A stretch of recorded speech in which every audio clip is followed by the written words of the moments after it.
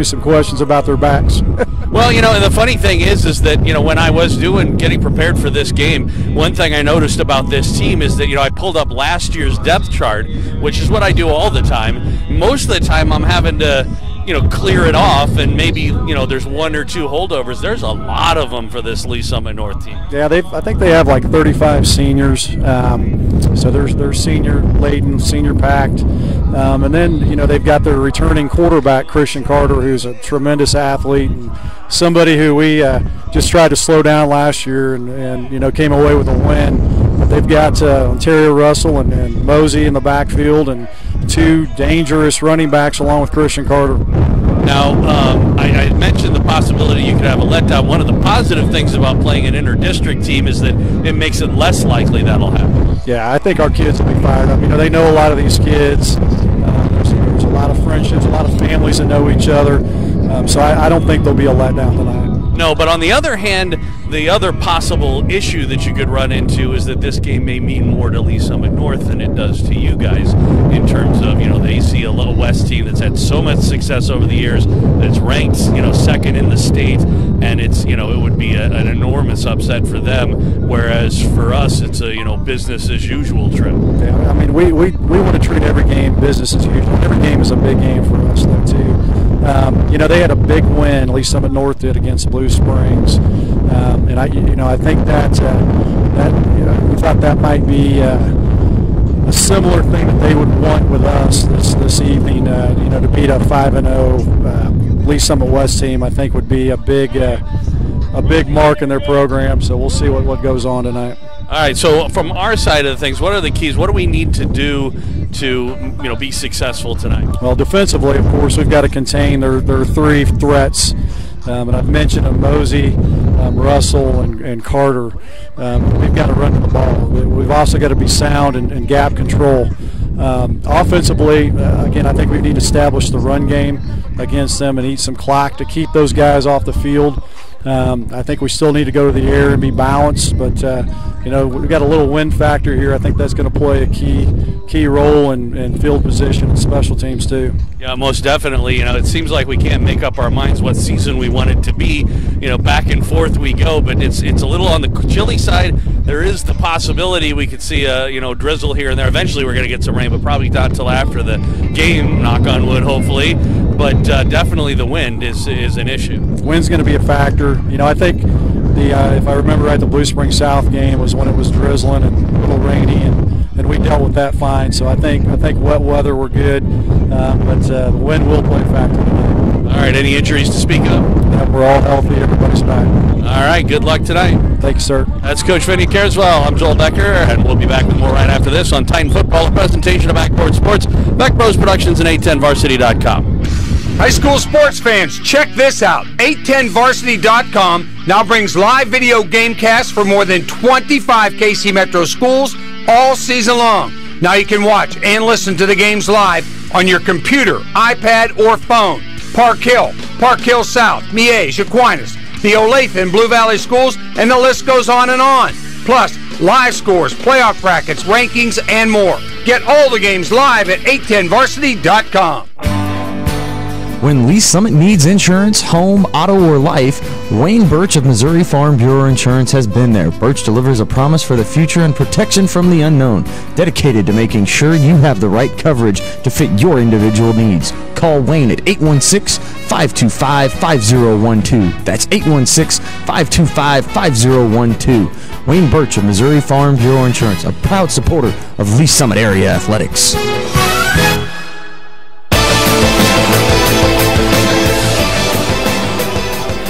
Welcome back out here to Broncos Stadium at Lee Summit. Titans and Broncos, Lee Summit West, Lee Summit North. Joel Becker along with Coach Royce Bame is, you know, these are always some of your favorite games. I'm sure when you were coaching these inter-district games, that was always kind of a difficult week whenever and for a long time, we didn't play Lee Summit North because they were the Class 6 school and we were Class 4. Well, and also I had a choice in that too. Remember back in 2004, my big wishes was not to play. I do remember that. I just didn't know if you were going to admit to it. Oh, hell yes, I'm going to admit to it. Because again, I was here when Lee Summit North opened in '95, and first game out of the chutes was Lee Summit Tigers, and it was the last game of the year. Both teams are 0-for, and one team wins, and the team that wins goes out and gets city championship T-shirts. Right. Hey, and I'm like, for your first game ever. Yeah, and I'm sitting there going, what are you doing? I mean, I don't want to get caught up in that city championship. I wonder about that sometimes in terms of scheduling and whatnot, and I realize a lot of times these schedules are done, years in advance, and I don't mean 10 years in advance, but a year in advance or a couple of years or whatever, and sometimes you're setting things up for something that's going to be an every other year thing, and so you don't always know who's going to be good and who isn't and stuff like that. But at the same time, for example, this year on the Kansas side, you had a brand new school over in Olathe West, and who do they draw for their first game ever as a team? The number one state-ranked team, Free State, over in Lawrence. That just, crushed them. It wasn't even, it was no game. I was worried kids were going to get hurt. And it was one of those situations where Olathe West went in. I don't think, like a lot of schools do now when they're new schools, I don't think they had one senior on the team. I think it was, one of those deals where they started out their program with the younger kids and they're trying to develop it. But whose bright idea was it to face them off against, you know that Free State's got a good team. Yeah, that wasn't very smart, especially for a brand new program like that. But, getting back to this game here tonight, it's, Lee Summit North came out pretty strong and, in fact, knocking off Blue Springs High School for the first time in the history of Lee Summit North. And then the next week, Park Hill comes to town and puts a whooping on them. And the week after that, Liberty comes to town and puts another whooping on them. So, granted, we have heard that there's been some injuries on the North team, and they're all back. And it's just kind of ironic how they just automatically appear for our game. Yeah, imagine that. But no, it is what it is. That works out that way sometimes. This Titans team last week, obviously, playing a very, very good Staley team. And I don't know if you heard at the beginning of the coach's conversation, I was telling Coach, apparently we've come up with our formula against Class 5 schools, which is fall way bar behind and then come back in the fourth quarter and beat them. Goodness, yeah. But, on the one hand, that's what good teams do, is they find ways to win games even when they're, facing adversity and behind in the fourth quarter. On the other hand, you don't want to keep doing that. No, and I tell you what, thanks to Mark Files for letting us off last week. He felt like he needed to pull in some big dogs, and so I guess that was supposed to be some special game that Jeremy Crabtree came in, and but hey, you know what? We're back though, so we didn't get fired. Yep. We didn't have the first hand experience of last week, but I watched it on 810varsity.com. It was fun. So anyway, but no, seriously, as far as the game was concerned, you don't want to. We've seen two different Titans teams come out at times this season, over the course of 5 games. Obviously, against a struggling Blue Springs South team, we came out and just tore them up in the first half. But even against Park Hill, which is a very good team, as we saw, they beat Lee Summit North pretty handily and whatnot. We also came out very strong against them, had a several touchdown lead in the first quarter, and yet against Fort O and against Staley, we're down in the third and fourth quarters in those games. Yeah, and I tell you, the one thing last week, I got to stand on the sideline, got a little closer to see what was going on, and I tell you what, I saw another team that looked kind of like Fort Osage, where they were bringing the house. Oh, similar teams. On us. Yeah, and it took Sterling just a little while, to the fourth quarter, anyway, to figure that out, to go ahead and bring these guys, and let's just dump it right over the top of their head. And once they figured that out, they moved the ball down the field and put it in the end zone. We're awaiting the coin toss here, which they should be stepping out for any second now. And I do notice that the Lee Summit North powers that be went to the Staley School of Let's Design uniforms with the black uniforms and the maroon numbers. That makes life easy for us, doesn't it? I sure am glad I never did do that to you, Joel. Do I remember some silver and... Oh, I heard about that all the time. Yeah, because we told you. I know you did. Now, this is also, as I said before, though, after a Staley game like this, one of the dangers for the Titans is a possibility of a letdown. The idea that this game could be more important to the Broncos than to the Titans is a real danger. No, what you said, the question you asked Coach Carswell, it was a very true statement because I work at Arrowhead on Sundays, and one of the deputies is a assistant coach for North. And I said, what are you guys doing, stubbing your toe twice? And now Wes comes to town, and you're just going to put a whooping on us? He goes, oh, no, we're not going to do that. We're not going to do that. You guys are too good. I said, okay. Yeah.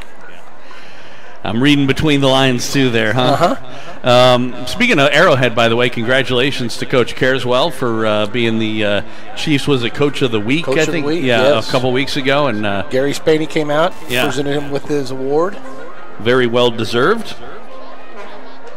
So it looks like the way they were talking, I believe the Titans actually won the toss, and they've chosen to receive.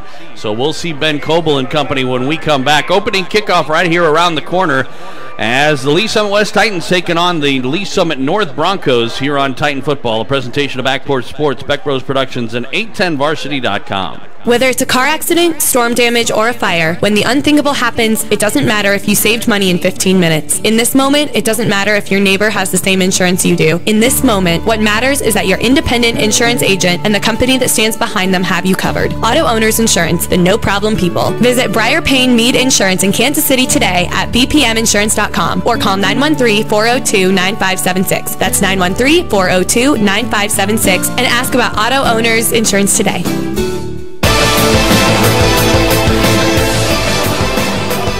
Looking back out here to Broncos Stadium Live, Joel Becker along with Coach Royce Bame, the Hall of Famer, as the Lee Summit West Titans taking on the Lee Summit North Broncos. And one of the other things we talked about, and you could definitely hear it just in the audio quality of the broadcast, it's windy out there tonight, and that could be a big factor tonight. At least, I was going to say, West only has 10 guys out there. Yeah, they've pulled out their last one just the last second as Luis Cardoza has the ball teed up here at the 40-yard line right in the middle. And looks like Wilson and Cooper back deep for the Titans, awaiting the start of this game. And they've got the wind behind them. That's what the Broncos chose. As we get a little bit of a pooch kick, it comes down. It's Cardell taking it about the 15, coming around toward the middle of the field. He's hit and tripped up as he gets across the 25 to about the 28, and that's where the Titans will take over 1st and 10. And wanting to see a good start from the Titans. And with the wind, the running game is going to be a big factor, and that may actually favor the Broncos, who have a very well-established running game. Yes, they do. Yes, they do. And that's what, when we get to the defensive side, we're going to need to force them to throw the football. Well, getting out to a 3 or 4 touchdown lead always helps in that area. It sure does. Ask the Chiefs. Coble out. Starting in the shotgun with an H-back. And one man to his left, Twins on the left side as well. On 1st and 10 from about the 29. Back to throw. He's got a man, throws, and it's incomplete. Little miscommunication there. It looked like he was intending it for Cooper, although I'm not sure that the original intent was Cardell. I think he thought Cardell was going to go and stop. I see. Well, that's what it looked like to me when he threw it, that his eyes were looking at 25, not 4. Right. But, Sammy went over there on the out route, but he wasn't anywhere close to catching it. So it'll be 2nd and 10. The interesting thing is both of them were wide open. Yes, they were. Yeah. But I just think they were not on the same page. Pistol formation here, and it'll be the give. Max Payne gets across the 30 to about the 32. And it will set up. Actually, they're marking him down to the 31, so it'll set up a 3rd and 8. And the Broncos doing what you're saying the Titans ought to do, which is putting the Titans in a passing situation. Although that may not be so bad for Lee Summit West. Not for us. As they come out in the pistol again, Payne in the backfield. Trips now on the left side with no H-back. Coble, they show blitz. Here they come. Throws on the far side. It's caught. And Cade Clemens for a 1st down up at about the 43. And well past the sticks, about 4 yards extra on 3rd and 8. They pick up 12. And that's exactly what Sterling did last week in that comeback in the fourth quarter, hitting those short routes. So, opening drive of the game. We've played 47 seconds of the first quarter. Titans able to get a first down on 3rd and 8. They come out with twins on either side this time. Coble from the shotgun. He's back to throw again. He'll roll to his left. He's being pressured. He's hit and dropped back at the 35. Bit of a coverage sack that time. No one to throw to. And sure was. Didn't really have anywhere to go as well. The pocket did not give him a place to escape. And that'll be a loss of about 8.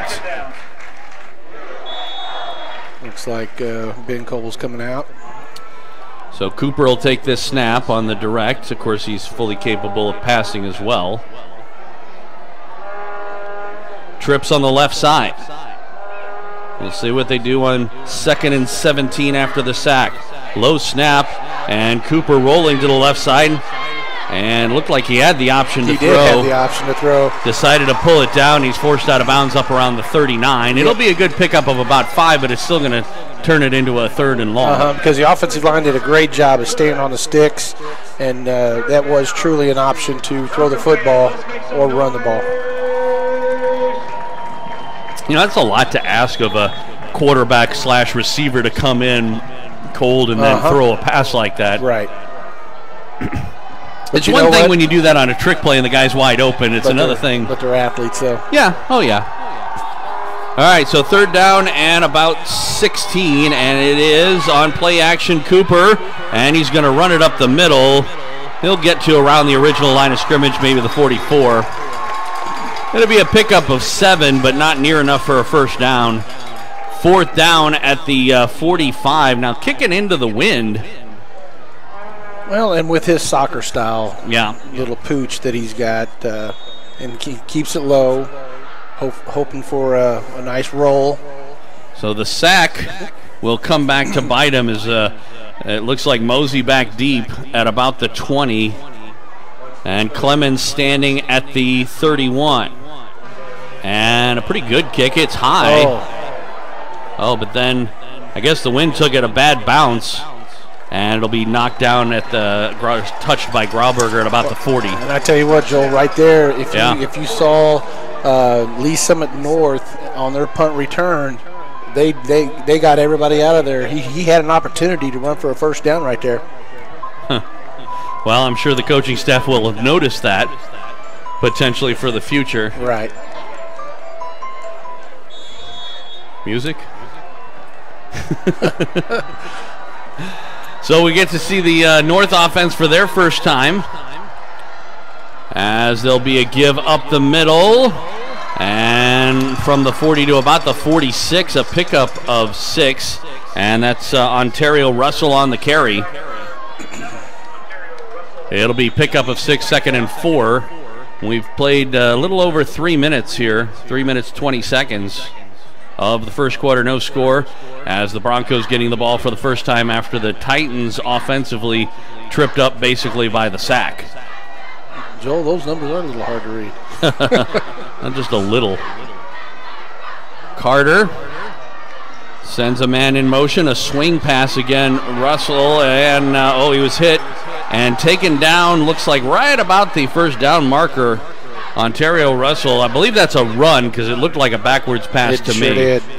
So it'll be good for a first down, a pickup of 4 on the carry.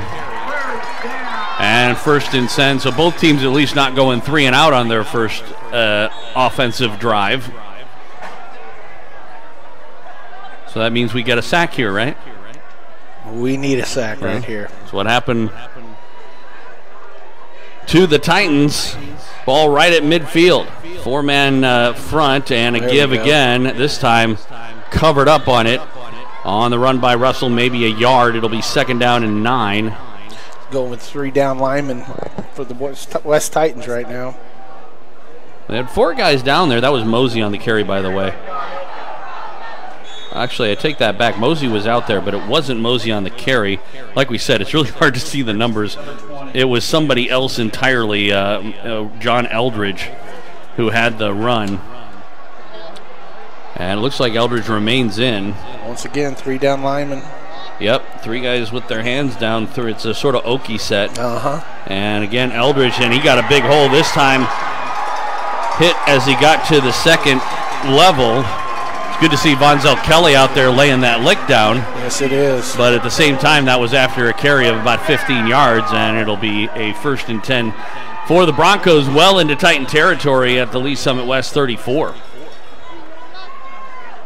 Well, at this rate right here, Lee Summit North's not going to need to pass the football. So far, they have gotten 2 first downs on 2 carries each drive. Have not faced a 3rd down yet. They've got a 6-man front themselves. Man in motion again. They throw that Another swing pass to Russell, and he is forced out of bounds as Kelly forced him out. But this time, after only a gain of maybe 4, it'll be 2nd and 6. Clock stopped as they place the football down with 6:42 left to go here in the first quarter in the scoreless game.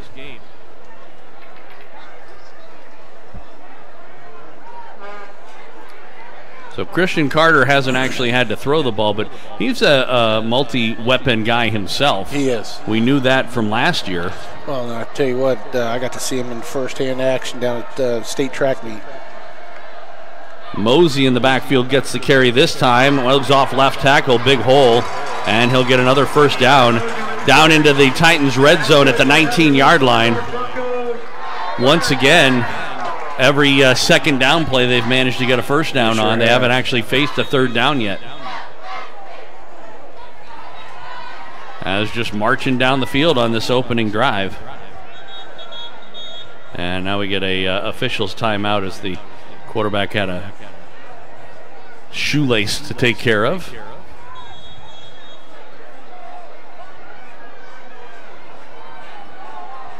Pistol formation just behind the quarterback.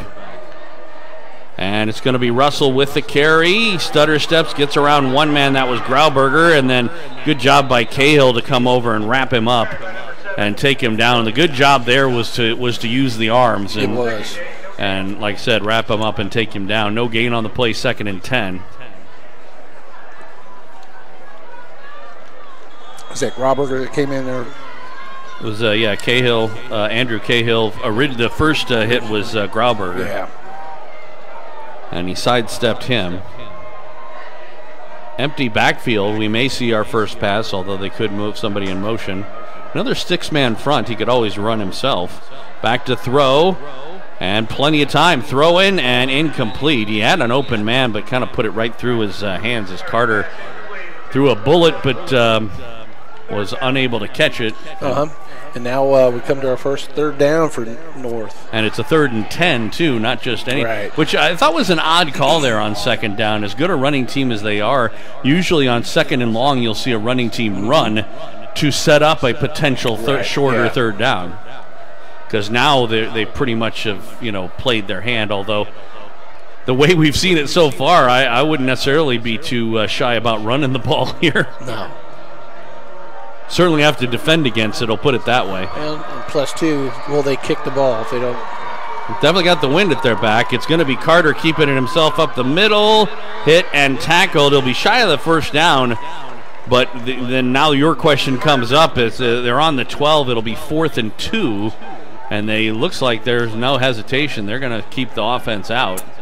Just a little short, bring up 4th down. And they're going to go for it here on 4th down. 4th and a long 2. They got to get just inside the 10. I wonder if this is another one of those times that they'll just, if they get to the 10-yard line, call it a first down. We haven't seen a whole lot of measuring going on in the last few games. Empty backfield to start with. 6 linemen. Now man in motion, Mosey. It's going to be Carter keeping it. He'll get a first down and more. Touchdown. Touchdown Broncos as Carter on the fake give, a fake end around to Mosey, kept it himself and had just untouched into the end zone. Untouched. So a very good opening drive here for Lee Summit North. Just right after the Titans had to punt it away, Broncos just marched right down the field for 6 in the extra point attempt. High snap, the ball's down, the kick is up, and it is good. So 4:46 left to go, first quarter. The Broncos strike first. They lead it 7-0. Back with the kickoff after this on Titan Football, a presentation of Ackport Sports, Beck Bros Productions, and 810varsity.com. 810 Varsity takes you through the football season like never before. Watch games live throughout Kansas and Missouri, and even postseason action at 810varsity.com. Plus live tournament brackets, top 25, Elite 81 All-Metro team, live scoreboard, stories, and more. Check out Kansas City's new home for high school sports coverage, 810varsity.com.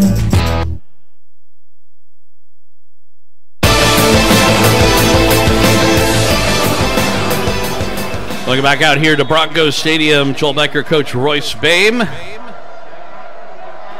Luis Cardoza again with the ball teed up at the 40-yard line. The first time he didn't kick it very deep. I wonder if that was on purpose. Well, I was going to say, even though he's got the wind at his back. And again, not a very strong kick. It's taken. Wilson trying to go up the middle, directing traffic. He's hit at the 25 and taken down there.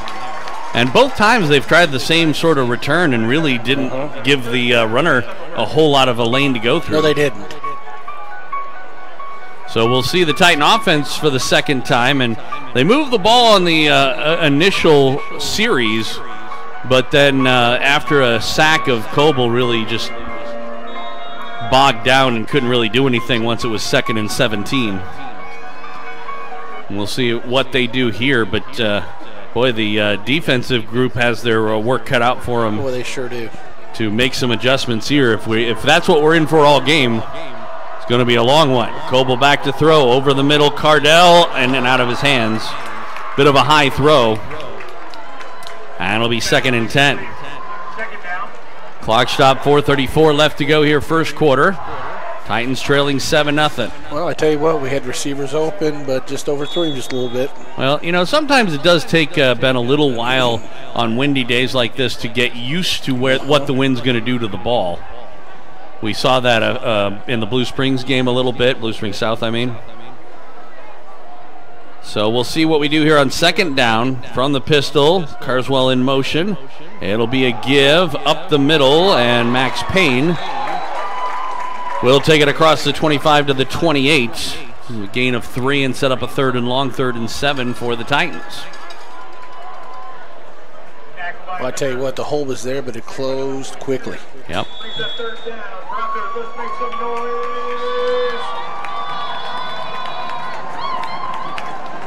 So the Titans on 3rd and long.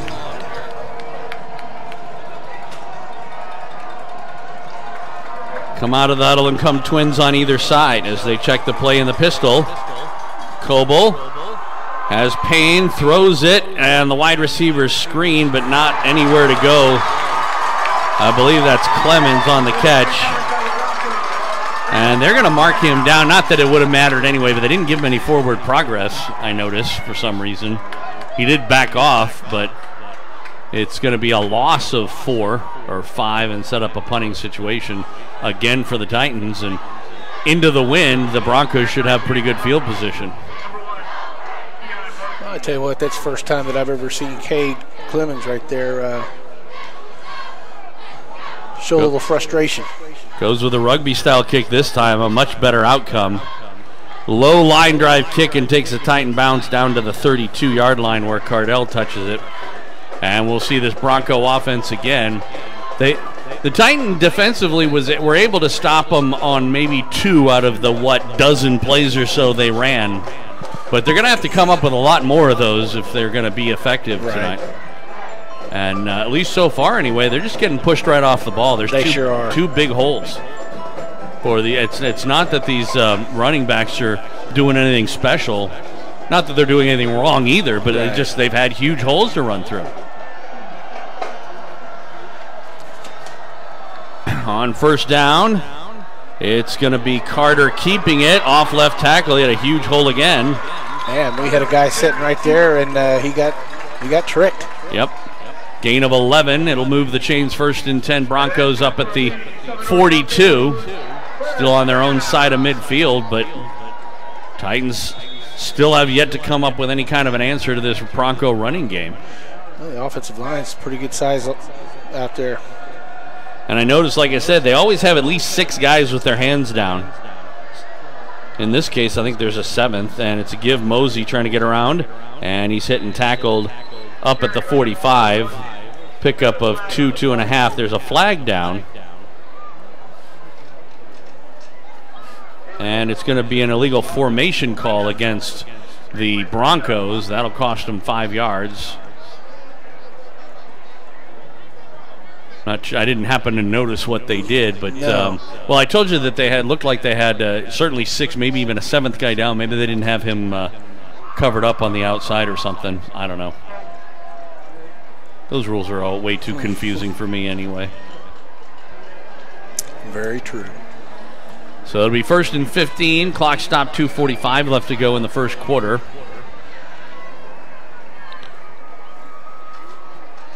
They've gone to the air once, an incomplete pass, but that didn't stop them marching down the field from their first opportunity and just going right into the end zone.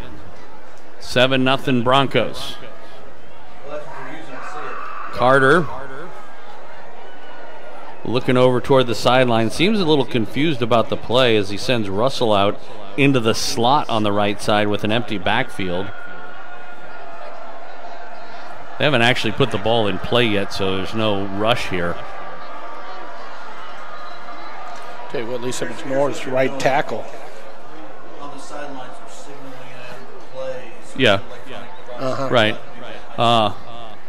There's a signaling device on the inside sideline from Lee Summit North, and I think that's what they're getting the officials involved in. You're not allowed to use an electronic device to signal plays in. You can definitely see it. Well, you can't because our cameraman hasn't shown it to you.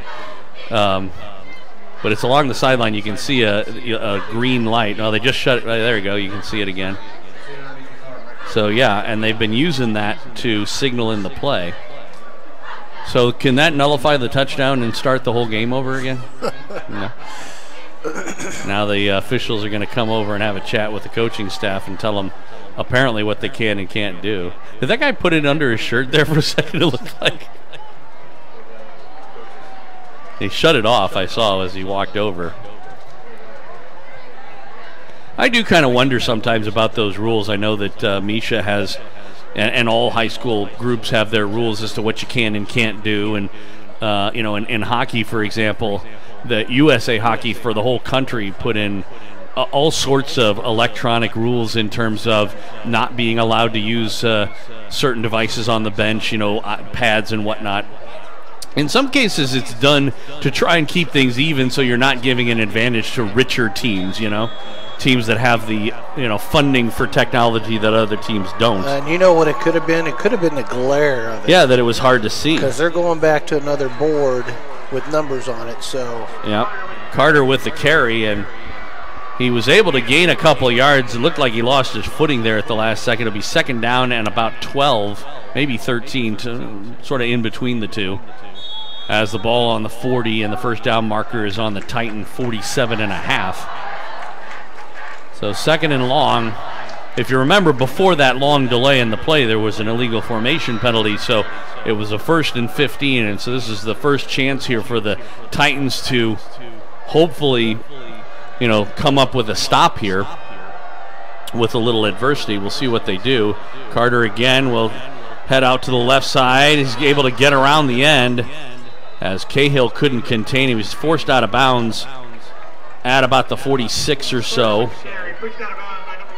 And it will be a third down and about 7 or so, maybe 6. So I bet it was the glare. Wouldn't be surprised. I did notice at the start of the game, a although the sun's down now. At the start of the game, the visiting fans were all in the glare of the sun. I don't know if they do that intentionally when they built the stadium. Oh, yes. So 3rd and long, possible 4-down territory. Titans show blitz. They come up the middle. Carter rolls to his left. He throws. It is caught, but did he stay in bounds? They say yes. Nice catch and nice in bounds. It's going to be enough for a first down. If it stands, yeah, it'll stand up to the Titan 46. About 1.5 yards past the first down marker. Now they're talking it over, and now they're going to put the ball down. So yeah, it will stand as a catch. It was right along the sideline, but it looked to me like he actually had both feet in. Yeah, I'm sorry. I was busy watching Coach Carswell right there. He was, I think it might have been Minifield right there, stopped his pursuit of the quarterback. Yeah. And should have been moving towards the quarterback a little faster to rush that. Well, they had a blitz on and just sort of backed off of it as Eldridge carries it up the middle for about 3 here. And boy, the Titans just blew a really golden opportunity there because, like we said, Carter, they had a blitz going on. He saw it coming, had to sidestep it, but ended up with plenty of time to make the play and make the throw. But that's a situation where the Titans should have been able to at least get in his way. Even if they didn't sack him, they should have been able to keep him from having just a clean throw like that. I'll tell you what, Coach Carswell's hat came off, and so he was giving him a piece of advice right there. Okay, we'll go with that. 2nd down and about 7. And the give again inside Mosey. He has a big hole, hit, and taken down as getting across the 35 down to about the 33. Cahill finished him off after Fredrickson grabbed the legs and wouldn't let go. We're down under a minute left to go now in this first quarter, but the Broncos continue to move the sticks. Even after the 1st and 15.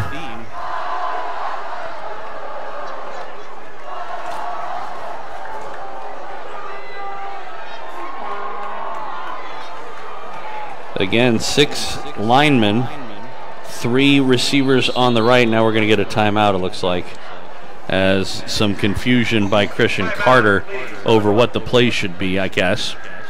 So defensively, obviously, the Titans have yet to be able to come up with any kind of an answer here for this Bronco running game. What do they got to do? I don't know. They got to close those gaps.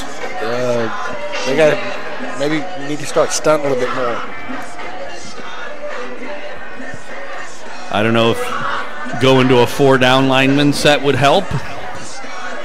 Possibly. Maybe not.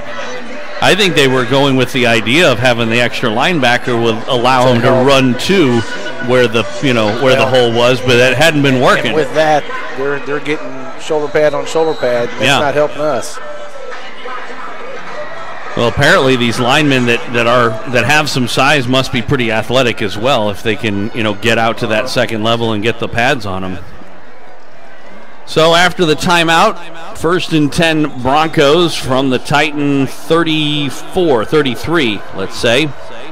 Empty backfield for Carter, now a man in motion, Russell. And the Titans jumped, it looked like. Whistle came down, and it is offsides, and certainly for the Titans, they cannot afford to give free 5-yard passes to the Broncos. They cannot afford to do that. So Keys there jumped off sides.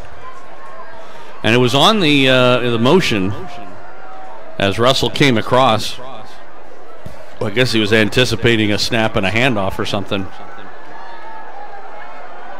Now on 1st and 5. It's Carter left side, and he's hit as he gets to the 25 and taken down. Pretty good lick on him that time. Sure did.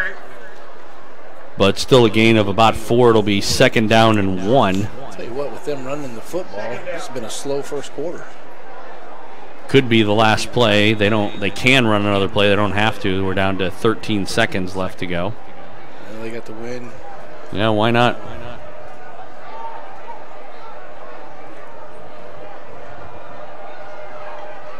Well, are they going to run it or not? Looks like they're not. That'll do it for quarter number one. The Broncos get the only score. And after 1 quarter of play, it is Lee Summit North 7, Lee Summit West nothing. Take a break, come back for second quarter right after this on Titan Football, a presentation of Backport Sports, Beck Bros Productions, and 810varsity.com.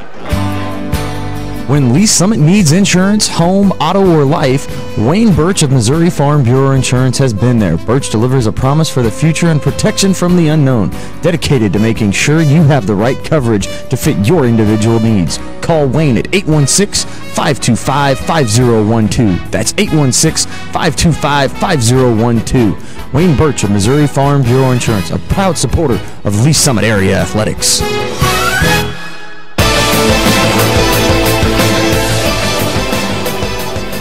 Welcome out to Lee Summit, Broncos Stadium. Joel Becker, Coach Royce Bame. It's Lee Summit West taking on Lee Summit North, and the Broncos on top of the Titans 7-0 as we get started with the second quarter of play. 12 minutes of football in the books, and it's been all Broncos, 105 yards to only 15 for the Titans, and all on the ground for Lee Summit North. They've had one pass, and it was incomplete, but yet they marched down, and this is their second possession. And they've got it 2nd and 1 on the Titan 24. We are going to get a chance to see for the first time whether or not the wind has been a factor for them as now going into it. But they're doing it on the ground, and it's Russell up the middle. He'll get that first down, broke a tackle across the 20 down into the red zone at the 17 as Ontario Russell with the carry. You know, they do say that when the wind's higher like that in, track and field sprinting, they can't count records and so on. Maybe the same thing will happen here. Right. I'm still trying to figure out this three-man front right now. Yeah, right now they've got a three-man front, and it's not even the Okie look. They've got their linebackers spread out. And it's not really because of the spread, because you got 6 linemen. As the give is to Eldridge, and again a big hole. I don't understand. He's going to be down at about the 9. It'll be second down and short from there. What I don't understand is, why the Titans feel like they have to spread out their defense so much when when you've got 6 guys with their hands on the ground. There's no reason why we can't have 7 at least in the box, because you've got a quarterback as well, and really you could have 8 guys in the box. Titans trying to hurry up and get some substitutions in. It's a snap to Carter trying to get around the right side. He's hit, and Cahill takes him down. Looked like he was shy of a first down at about the 9. You know what it looked like right there? It looked like we were only playing with 10 players. Well, based on the outcome, I'd say we should keep doing that. Because it'll now be third down and 1. We were missing a linebacker. Yeah. As I said, they were trying to get shuttle-in players on and off at the last second there. So, third down and 1, possibly in 4-down territory here. Not that they've needed it just once in that first play or series. Mosey, he slips a tackle, gets inside the 5 down to the 3. First and goal for the Broncos from there. And once again, the Broncos just opening up hole after hole. First and goal play, Carter gives up the middle, touchdown. Mosey on the carry, and for the second time basically untouched as they just blew a hole open right in the middle of the Titan defense. And it's 13-0 right now for the Broncos with the extra point to come.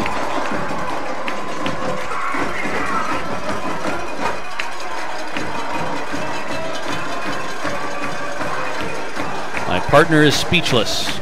I'm sorry. Yes, I am. I still can't understand this. We were coming out of the first quarter. Extra point is good. Started the second quarter, and we only bring 10 guys onto the field. All right, 10-12 left to go here in that first half. Titans down by a pair. It's 14-0. We'll take a break, come back for the kickoff right after this on Titan Football, a presentation of Backport Sports, Beck Bros Productions, and 810varsity.com. High school sports fans, Trent Green here, and when I want the latest scores and news, there's only one place I go, 810varsity.com. Live scores, features, brackets, and even watch games live on the laptop, phone, or mobile device. Watch the Lee Summit, Blue Springs, and Park Hill schools, Blue Valleys, Olathes, Rockhurst, Miege, Lansing. The list goes on into Missouri and Kansas. And playoff broadcasts too, plus top 25, awards, and more. Check it out now, Kansas City's home for high school sports, 810varsity.com.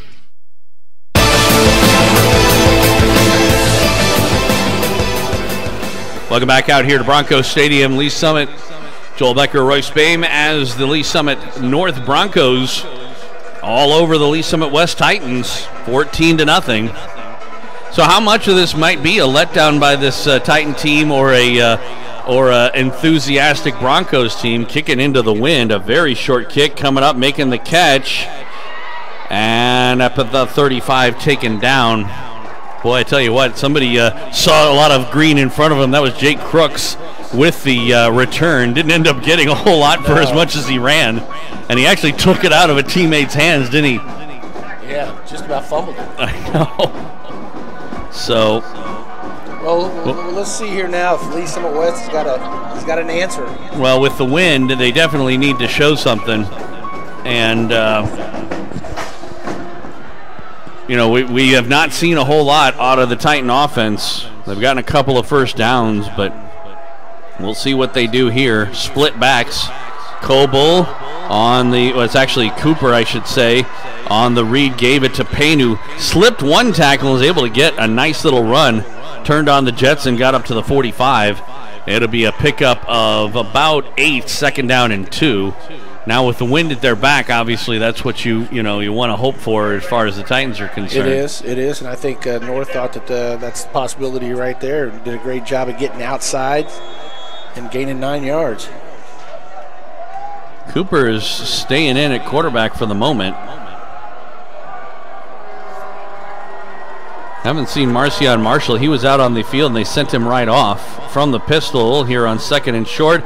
And it is Cooper rolling to the right side, looking to throw, and he pulls it down, was hit and tackled. Got back to the line of scrimmage maybe around the 45, but it set up a 3rd and short, 3rd and about 2 for the Titans. And it's a good thing he did not throw the football there because we had an offensive lineman downfield. Yeah. Although in some ways I almost would have rather had a 2nd and 7 than the 3rd and 2, but we'll see. I'm not aware of anything wrong with Ben Coble, by the way. But Cooper remains out there, and it is a potential running down here too. Twins on either side as Cooper runs the option. Left side tosses. Wilson trying to get around the outside, does get the first down, and up near midfield will be forced out of bounds. Moves the sticks, and the Titans will get their first down. That's what they've done so far every drive, though, is getting one first down and then stalling out. They haven't had especially bad field position or anything like that. They've been in very good field position. They just haven't been able to sustain any drives. Some of it's been a little adversity. They had a sack on their first one, but we'll see what they do here. And like I said, they need to get an answer and not fall too far behind in this game, as the Broncos are going to call timeout here. That's their second timeout with 9:12 left to go in the first half. And saw something they didn't like, obviously. They only had 10 guys on the field. Yeah. So, again, that's the first thing that the Titans really need to do here, aside from the fact that they need to get an answer on the scoreboard, is get a sustained drive going to keep their defense off the field. But also just to establish that they're still in this game. And I'm surprised that we haven't taken advantage of the passing game right here. Not yet, but it's been Sammy Cooper. But again, no, too. And again, he was looking to pass a couple times, didn't see anything he liked. And, probably the smart play, in fact. Sammy might be, as we do see Ben Coble back out there for this snap anyway, so apparently there isn't anything wrong with him. But Sammy may not be all that often a quarterback, but he does act like a pretty experienced one. And it's Coble on a double reverse, gives it to Marshall on the little pass, and not a very good block that time by Jalen Thomas. And he just let him get off, and that turned what could have been a pretty long gain into a short gain. And you know what? Right there, you probably should have cut that back up underneath. You talking about Marshall? Yes. Yeah. But on the other hand, if he didn't let him off, he did have some running room, you know. And I refer to Thomas letting the guy he was in charge of blocking go. It is a short gain, 2nd and 7. Coble directing traffic on the right side. From the shotgun back to throw, he'll toss one, and incomplete, looking for Clemens. And overthrew him. And like I said before, even with the wind at his back, it's still, you still kind of have to learn how the wind is going to affect the ball, especially on a long out route like that. And I tell you what, brings up 3rd down. Bronco fans, let's get loud. Let's make some noise. Cade's just a little tentative, you think? But he's frustrated, and that's the first time that I've seen him all year show frustration. Coble steps up to the line, and a back pass is going to be a trickery play. Throw downfield, wide open, is Carswell, makes the catch, 10, and taken down at about the 5. A little trickery as the Titans pull off the wide receiver option pass with Sammy Cooper, their backup quarterback, taking the backwards pass and then sending it down to Vinny Carswell. Or I said Vinny. I apologize for that. But Carswell makes the great catch. Although, you know, that's the first time we've really seen him. I mean, he's had a few targets. But that time really coming up with it, and too bad he couldn't make it quite all the way into the end zone. 1st and goal for the Titans. Back to throw Coble. Tossing it, wide open, caught. Marshall, touchdown. From 5 yards out, Ben Coble to Marcion Marshall, and the Titans get exactly what they need. A good answer drive that also took a little time off the clock. It sure did. That was a great job setting up the run, pass, and then the trick play. So Titans get on the board to make it 14-6. Michael Wiley to attempt to make it 14-7. Snap back, ball down, kick high, long, and it is good. 8:36 left to go here in this first half of play. The Titans get on the board. They still trail, though. It is 14-7.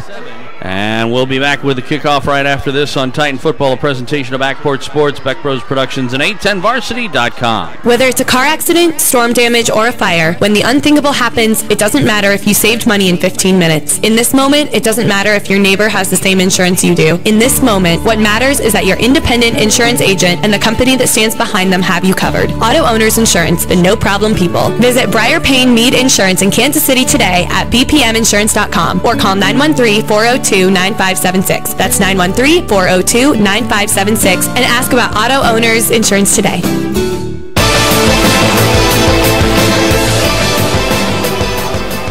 Welcome back out to Broncos Stadium. Joel Becker, Coach Royce Bame. Michael Wiley for the first time getting to put the ball on a tee.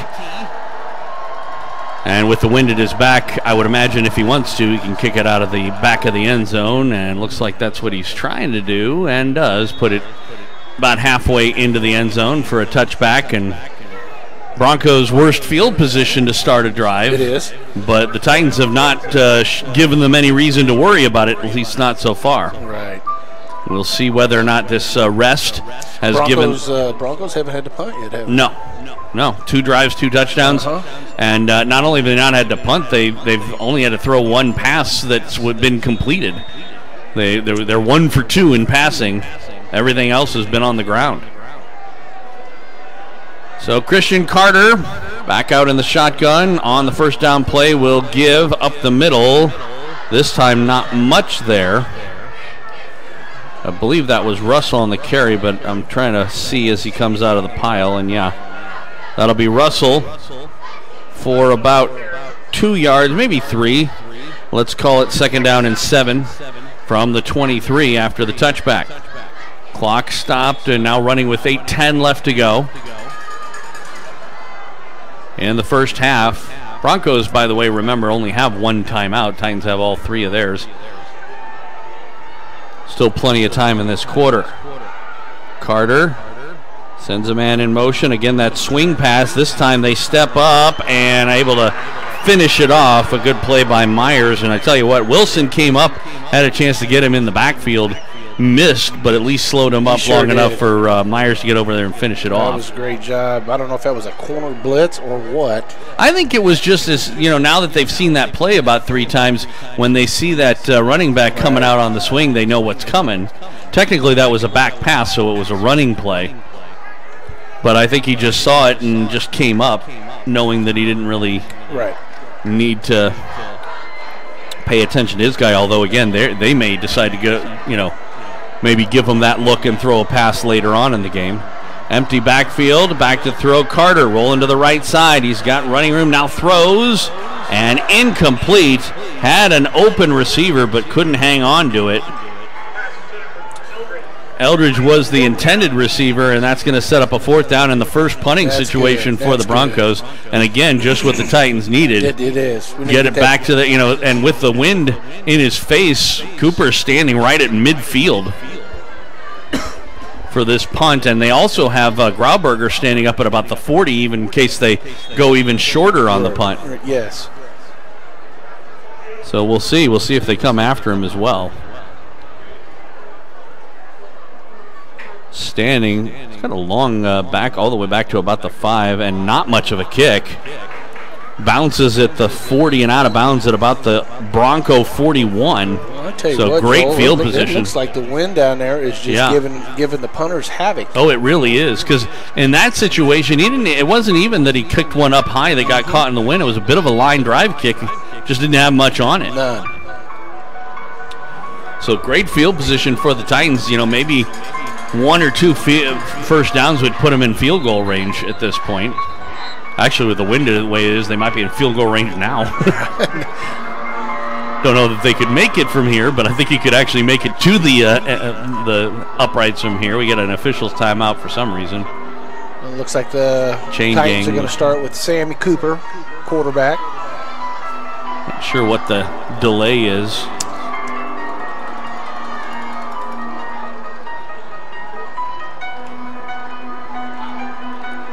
Can't tell. Sometimes the officials have the ability to talk to each other over like intercoms. I don't know if that's what's going on there. It looked like they're asking apparently they let about 6 seconds roll off the clock after the ball rolled out of bounds. And so they reset the clock from 6:49 to 6:55. That was the delay. And as you mentioned, Cooper out there in the pistol to start things off with twins on either side. Man in motion, and it is a give up the middle. Marcion Marshall spins off the one tackle. Good run. And gets all the way up to around the 34.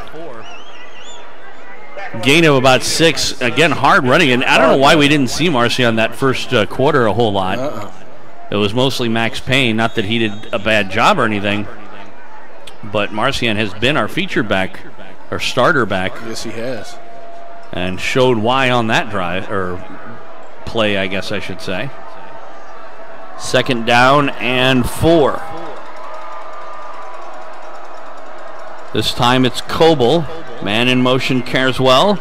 And again, the give to Marshall. He winds his way up and gets near a first down at the 30. Looks like he got enough for it. They'll mark him down to the 29, a pickup of about 5, and it'll move the chains. 1st and 10 Titans. I think if you notice there, that thing was supposed to bounce inside, and so he didn't. I guess. He's supposed to follow Cam through there. Yeah, didn't like what he saw and bounced it out, but still got some positive yardage, good yardage to move the sticks. Coble sends Marshall to his left. They got a bunch of twins over on the left side as well. And it's give again. Marshall trying to get around the outside. Breaks one tackle. 25 down to the 20. Cuts inside as he was offended as he got to the 20-yard line down to about the 18. Again, good enough to move the sticks on a gain of 12. Yeah, Sterling right now is overloading one side.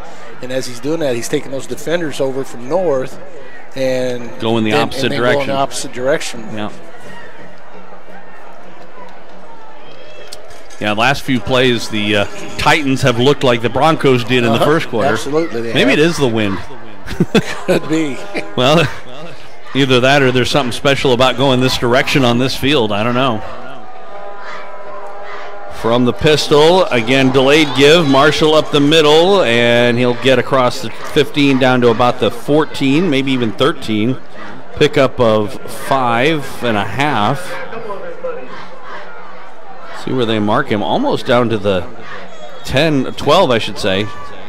And the Titans moving quickly here on second down. Just under 5 minutes left to go in the half. Pistol formation, Marshall. And Carswell is the H-back on the right side, Twins on the left. Carswell in motion to the left side. They give it to Marshall up the middle, and he'll get another first down, it looks like, inside the 10 down about the 6. It'll be first and goal for the Titans there. Yeah, and right now it looks like the Lee Summit West offensive line is just wearing down that Bronco front. But like I said, it's a carbon copy in reverse. Yeah. They're looking exactly like the Broncos did, opening up big holes, and Marshall has shown some real good power running to go with it. And a little speed as well. He has. First and goal, Titans. Twins on the left. Carswell in the H-back position on the left as well. Motion to the right. And the give again, following him up the middle. And a touchdown. Touchdown, Titans. Marcion Marshall. And from about 7 yards out. Walked in easy. Yeah, and he just followed his blockers. Like I said, you had Carswell go in motion, and then those 3 linesmen just basically pushed everybody out of the way. Wiley out for the extra point to try and tie this one up.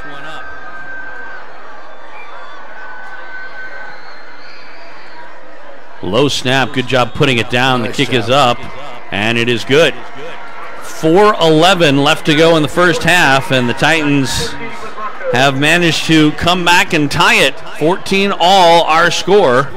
We'll take a break and come back for the kickoff coming up after this on Titan Football, a presentation of Ackport Sports, Beck Bros Productions, and 810varsity.com.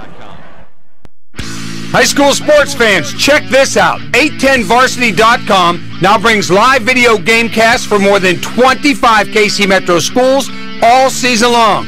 Now you can watch and listen to the games live on your computer, iPad, or phone. Park Hill South, Miege, Aquinas, the Olathe and Blue Valley schools, and the list goes on and on. Plus, live scores, playoff brackets, rankings, and more. Get all the games live at 810varsity.com.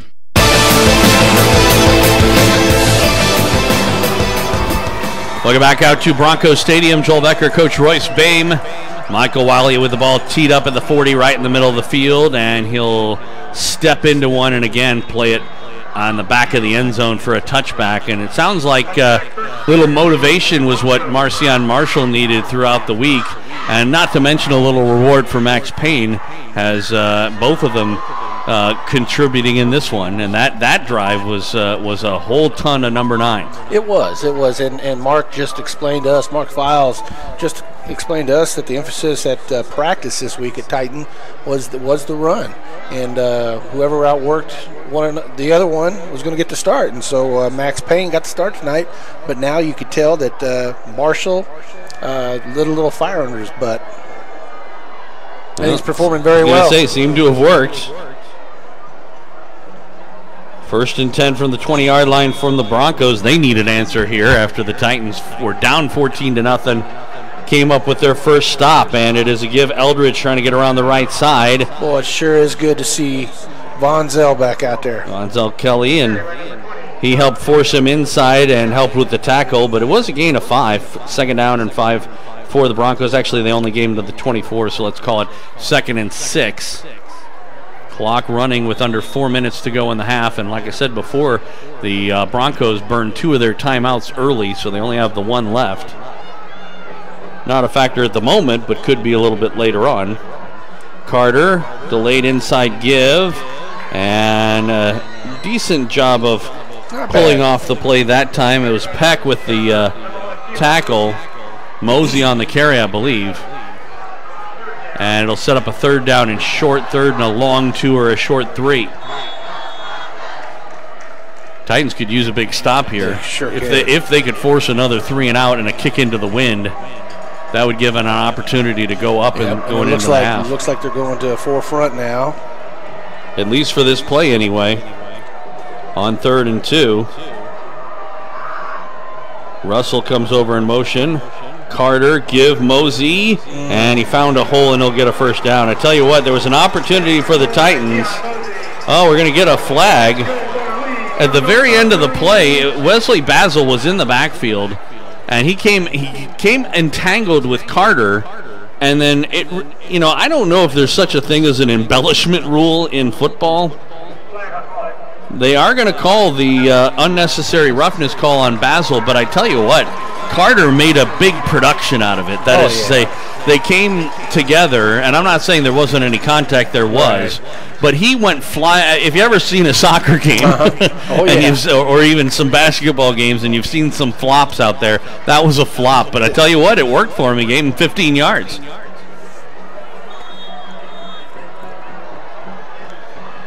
Carter sends a man in motion, and he's going to keep it himself.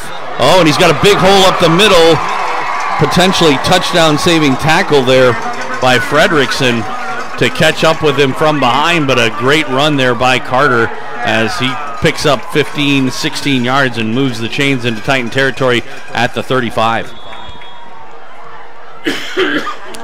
That was that look we were talking about before, and they didn't throw the ball, but they didn't, they'd been doing swing passes and got the defense thinking they were going to go that direction toward Russell, and instead Carter kept it. And I tell you what, there was a huge hole there. Yeah, there was. Woo. But boy, did he hit it in a hurry, didn't he? 1st and 10 from the Titan 35. Carter takes the snap to give Russell, bouncing it out to the outside, breaks a couple of tackles, then he's taken down at the 30 by Peck. Carson with the tackle, about a 5-yard gain. It'll be 2nd down from there. Clock is down to 2:07 though left to go.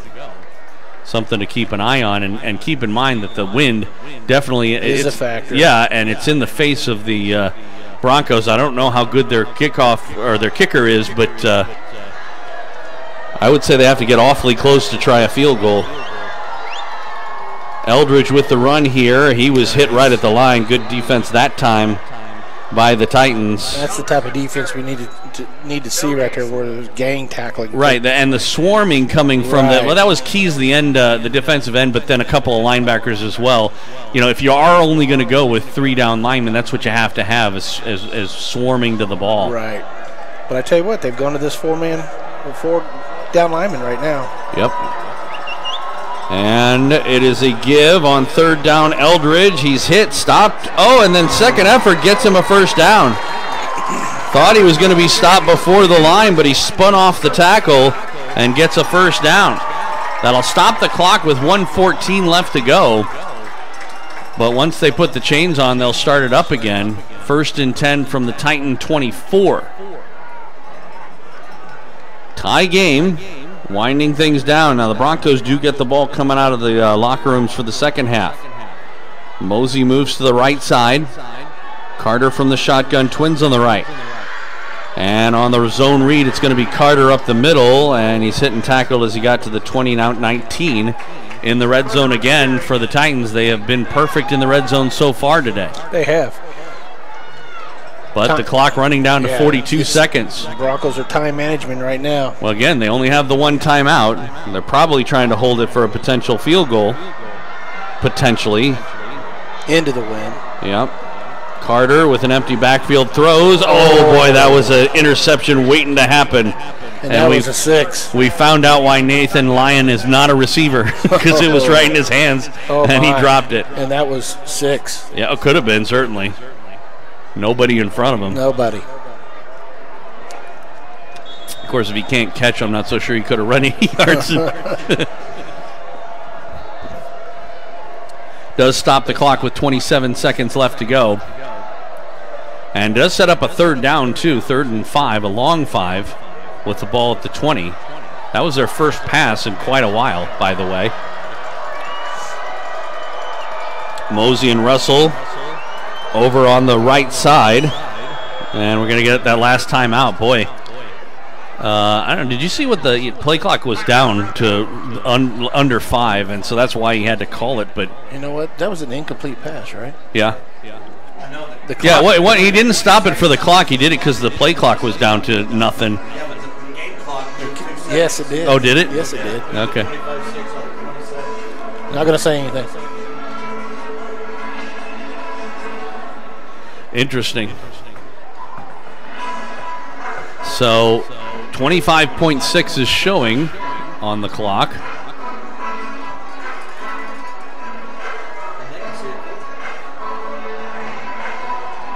And they'll talk it over, but that's an important timeout to call, though. You know. Because now, if they do, like, you know, if let's say you run the ball here to try and get a first down, you'd have to go up and spike it or something. You know, that's their last timeout. That's not going to work because it's third down. I'm saying if they get a first down here. Oh, yeah. Empty backfield for Carter. They show blitz. Here they come. Carter throws into the end zone. Incomplete. I don't know if he actually caught it or not. I don't think he did, but he was out of bounds anyway on the intended pass over there on the near side. And it'll set up a fourth down. I don't know that they have the leg for this, though. They are sending out their field goal kicker, it looks like. And I do believe it's the same guy that was kicking kickoffs for him, which is Luis Cardoza, and his kickoffs were short. And he's kicking off of the ground, too. Yeah, and it's a about a 37-yard attempt. Snap back, ball down, kick up. Boy, he's got the leg. And no good. He pushed it off to the left side. Titans will take over with 17 seconds left to go. But I give him credit for this, a 37-yard field goal into the wind, and he had the leg for it. Yes, he did. That suggests to me that those kickoffs that we were seeing were not. It was an intentional, because if he could kick it 37 yards into that wind, he could kick it out of the end zone. But I don't think North's wanting to take a chance with that. Well, that's probably what they were doing, keeping it out of the hands of Wilson and Cooper. But looks like the Titans are going to take a knee here and go into the locker room tied up at 14.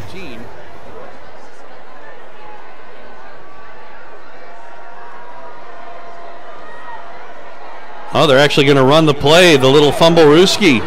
And Wilson up the middle and got up to the 40-yard line, and they call timeout with 9 seconds left to go. How about that? I like it. Sterling again into the bag of tricks. I was just about ready to say something. I'm just about ready to say it's time for a trick. The only reason that I kind of thought something was happening was the amount of time they were taking snapping the ball. They're getting a little jeering from the crowd. Now the officials are having a discussion about something. I don't know if it's too much time. Yeah, I don't know if it's the clock or if it's because when they called timeout, the clock was still going. Possibly. I don't see a flag like they might have had an illegal formation or something like that. Sometimes when you have that, that sort of thing going on, you're in danger of that possibility. Yeah, they are going to throw the flag. I think they're going to call it illegal.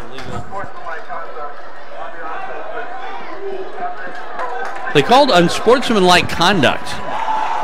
The only thing I can think of is that maybe some kids were doing some taunting a kid or whatever after the running that play. Huh. That's the only thing I can guess. You can't call unsportsmanlike conduct for running a trick play. No. And well, this is interesting though. They're marching.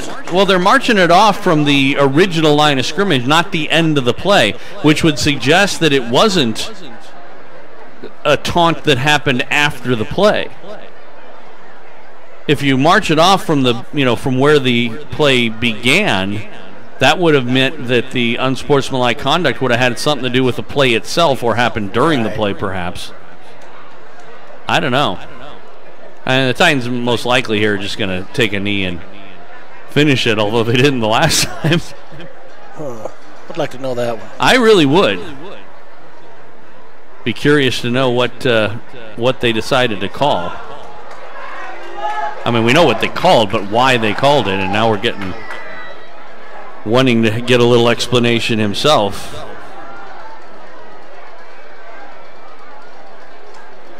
coaching staff of the Titans. They are again lined up in the kneel formation, but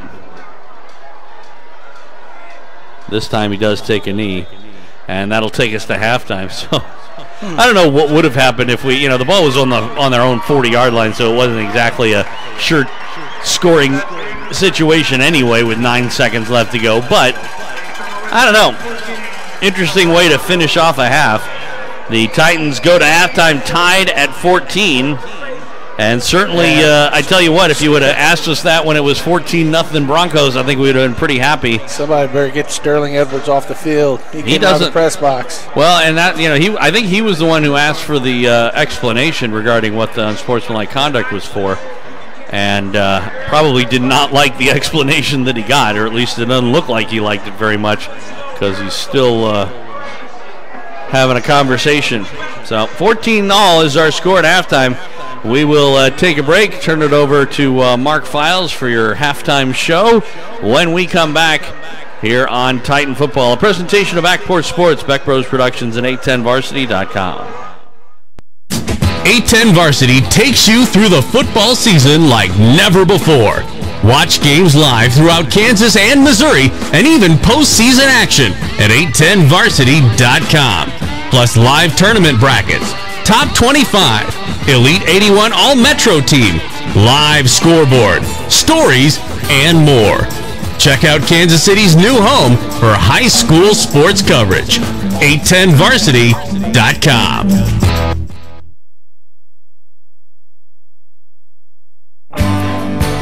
When Lee Summit needs insurance, home, auto, or life, Wayne Birch of Missouri Farm Bureau Insurance has been there. Birch delivers a promise for the future and protection from the unknown, dedicated to making sure you have the right coverage to fit your individual needs. Call Wayne at 816-525-5012. That's 816-525-5012. Wayne Birch of Missouri Farm Bureau Insurance, a proud supporter of Lee Summit area athletics. Are you looking for a heartwarming and unique gift? Consider master storyteller David Lewis's Memories CD collection. Warm memories of the cold. 9 of David's best memories of sleds, snow, Grandpa on ice, 34 degrees below, skates, and Christmas. Hooves, paws, wings, and claws. 13 recollections of cats, horses, dogs, birds, a misguided vet, and a bobcat that stuck to the wall. Just folks. 13 memories of the witch in the woods and other captivating people, gone but not forgotten. And you had to be there. 14 heartwarming tales like Fantasy on the Porch, An Ox Out of His Box, A Foot Fetish Catfish, and more. Recollecting times, places, people, and events in David's life you simply have to hear for yourself. David's CDs are available online at memoriescds.com. You can hear audio clips at the website. That's memoriescds.com. Why not buy the gift that can be enjoyed over and over? David Lewis's Memories CD collection. A touch of the heartland for your family. All right, I got a message for you. Radio is the way to go if you want to advertise. Targeting your customers, any shape or size. Radio is a perfect way to tell them who and where you are. They listen at work, they listen at home, and you got them in that car. You've got to go with radio when you want to advertise. Here we go. Watch me now. Hard rock and soft rock and easy listening too. Up and down the dialer formats just for you. Country, classic, talk, and gospel stations. Every market across the land has got a station for your situation. The cost is low, and radio is theater of the mind. You can present your information with imagination. If you want to get your message across the airways with radio. Call them. They will come right over. Remember, you got to go with radio when you want to advertise. There are lots of stations just your size. Oh, shoot. What's the matter, Pop? Your mother's off at Taekwondo practice, and she says she wants me to find a hobby by this summer. Well, why not play baseball, Dad? Softball? I don't want to play softball. Not softball, Dad. Baseball. I don't even like softball, Dad, son, the way they just toss the ball in there. Dad. You know, I used to be a catcher. Dad. Softball, I just feel like a backstop. Dad. What? I'm not talking about softball. I'm talking about baseball, Dad. You know, hardball. Really? They have baseball for people my age? Sure, Pop. The Kansas City Men's Senior Baseball League. Well, now, I'm no spring chicken anymore, son. I don't want to play with all you young teenagers. poppers, you know. 35 pop? They have leagues for people both our ages. They have 18 and over, 28 and over, even 38 and over leagues. Wonder if I still have my old The Kansas City Men's Senior Baseball League, 913-649-2942. I think your mother used it while training those tigers. Call them. They'll get you all signed up. 913-649-2942. 649-2942. Good. As soon as your mother gets home from bungee jumping, I'll tell her. Oh, great, Pop. She'll be so happy. Oh. What? Well, when she gets happy, she might take it out on me. Oh, Dad. Whether it's a car accident, storm damage, or a fire, when the unthinkable happens, it doesn't matter if you saved money in 15 minutes. In this moment, it doesn't matter if your neighbor has the same insurance you do. In this moment, what matters is that your independent insurance agent and the company that stands behind them have you covered. Auto Owners Insurance, the no-problem people. Visit Briar Payne Mead Insurance in Kansas City today at bpminsurance.com or call 913-402-9576. That's 913-402-9576 and ask about Auto Owners Insurance today.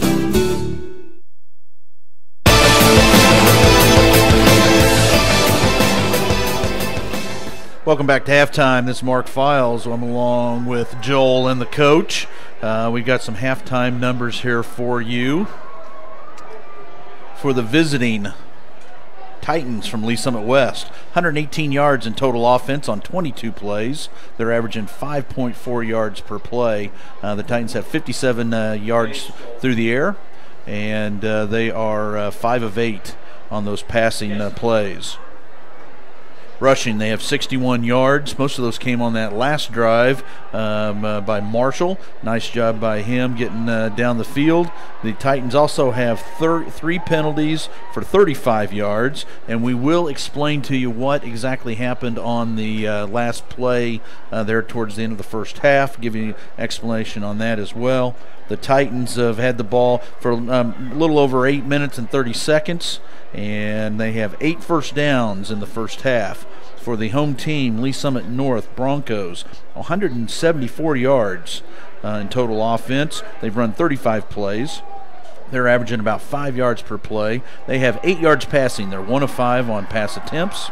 They have 166 yards on the ground on 30 attempts. They're averaging 5.5 yards per rush. The Broncos have 13 first downs.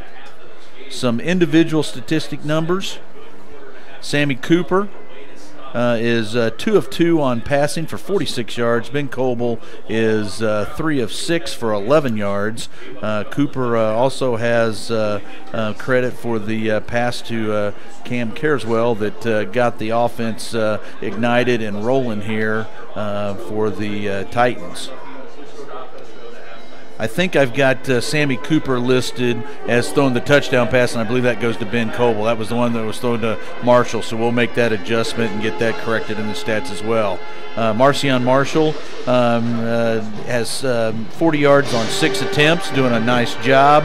Max Payne has 14 yards on 3 carries. Cooper has 9 yards on 3 carries as well.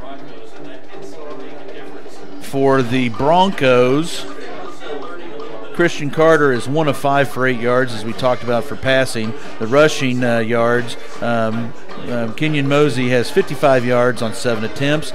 Christian Carter has 44 yards on 8 attempts. Ontario Russell has 30 yards on 8 attempts, and John Eldridge has 29 yards on 6 attempts. That is a balanced attack there, folks. Getting the ball in a lot of different people's hands, and you can now understand why the Titans have been a little confused on defense, trying to make sure they know who has the ball.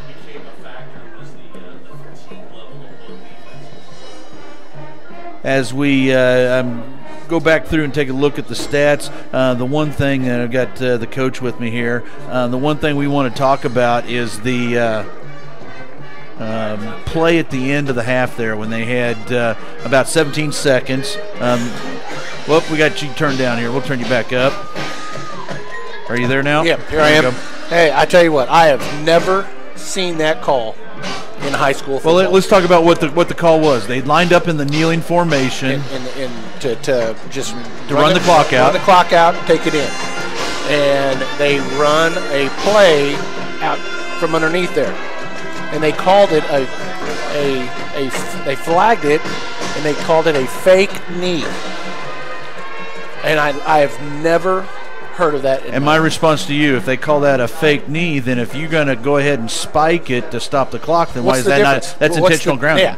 Yeah, so exactly. So again, the west sideline, and I tell you what, Sterling got very lucky right there. Sterling came out of the press box and was running across the back of the end zone, and steps onto the field to pull the white hat to him. I tell you what, he could have been ejected right there. Yeah. Well, and again, I think that was a pretty good explanation on what went on and transpired on that play. But you got to love the passion, and you got to love the trick plays to keep things going. Absolutely, absolutely. And that was a huge game right there. Yes, it was. And Vinny and Sterling, let's go down and get 3, because our kicker – he's got a heck of a leg, and he could put it in from 40, 45 yards out. Well, and not to mention that you got Cooper and Coble both who could throw it to the end zone. True, especially with the wind. And and we talk about the receivers. You got Cardall, who has a definite height advantage. You got Clemens, the same scenario. I mean, and those guys love to go up and catch the ball at the highest point. And I tell you what, Mark, we are seeing a different Lee Summit West Titans football game tonight, because first 5 weeks, what have the Titans hung their hat on? The pass game. And now they had a goal this week to compete for the running back to start this week, and I tell you what, it's coming out. Well, in little insider information, I mean, they took a look and they did a little self-scouting. I mean, they took a look at their run production. They knew that if they were going to go far in the playoffs, they were going to do well in districts to get beyond there, and they had to be able to have some ball control on the ground. And I tell you what, that is very, very smart. Very smart of Sterling Edwards to break himself down to see that. And I'm telling you, that could be the make or break of this second half of the season. If you take a look at last year's statistics versus this year's, and of course, the big difference is Phillip Brooks running the ball. Yeah, and that was the wow. When Joel showed me scores, he just showed me a score. Shawnee Mission Northwest is leading Lawrence 6-2 at half. Wow. So, you were talking about what the Titans need to do with their running game and self-scouting. Last year you had that automatic ground gainer in Brooks. He was going to get you your yards, and then, oh, by the way, boom, he's gone, 60 yards for a touchdown. It brings us back to the ball game when we went over and saw him play in Lawrence. I mean, the Titans were down, and they were, and they basically, Phillip Brooks brought them back in that ball game and got them to where they need to be. And another thing that we're seeing too is Chris Barrows has revamped that offensive line. Yes, he's got some new names in there, and you know what? They're creating some holes right now. And it's next man up, is what it is. And nothing against the guys that didn't make it. Right. It's just, hey, we need to move a different direction if we want to keep this train moving. We've been talking about everything going on with Lee Summit West. I got to tell you, I'm impressed with North. Oh. I mean, the balance, we've got 1, 2, 3, 4 guys over 30 yards of rushing, and every one of them's averaging at least 3.8 yards a carry. No, very impressive Lee Summit North Bronco team here. And I tell you what, they finally got their full squad back. They got bunged up against Blue Springs a couple weeks ago, and it kind of showed by losing to Park Hill and Liberty the last 2 weeks. And, and little Birdie also told us that North was kind of reading a lot and talking about how good they were, and they kind of went to their heads a little bit. But you know what? They've come back down to earth. And it's been fun watching them tonight. They're playing well. We've had a great first half of football, and again, as the coach said, we're seeing a different Titan ball team tonight because they gotta control the clock. And I tell you what, I saw a very friendly face there on the sideline. The man that started this program here in 1995, Harold Wamsgons, saw him down on the field, and honestly, I just wanted to kind of put a mic up to his mouth and kind of what's the difference here from 95 to right now? What do you see? Because I'd like to know what he's thinking there on the sideline. Well, you guys had quite a bit of success there those first couple of years. We did, but we also shot ourselves in the foot too. Yeah. Yeah, well, it's good to see all three teams in town having success. It is. And you know what this is a precursor to a game that could match them up again in the districts, depending on how the numbers fall and how the points. And I tell you what, the tough one that I see is the Tigers across town. Yeah. Playing in a Class 5 conference. And once that conference is over, they jump up and they're in the big, they're with us. We're Class 6. They're playing Class 6 teams now. Wow. And so that's going to be the big question mark. We are here at halftime. We've got a little bit of time left. Get us some scores. And when we get back, after a couple commercial breaks here, we'll give you a full list of scores as the teams are coming back out on the field. You're listening to Titan Football, presentation of Backport Sports, Beck Bros Productions, and 810varsity.com. High school sports fans, Trent Green here, and when I want the latest scores and news, there's only one place I go, 810varsity.com. Live scores, features, brackets, and even watch games live on the laptop, phone, or mobile device. Watch the Lee Summit, Blue Springs, and Park Hill schools, Blue Valleys, Olathes, Rockhurst, Miege, Lansing. The list goes on into Missouri and Kansas. And playoff broadcasts too, plus top 25, awards, and more. Check it out now, Kansas City's home for high school sports, 810varsity.com. As time goes by, life seems to get more and more hectic. If you'd like to escape for a moment, the good old days are alive and well on the internet at heartlandmemories.com. At heartlandmemories.com, nationally award-winning writer David Lewis brings you memories of his life and times in the heartland of America.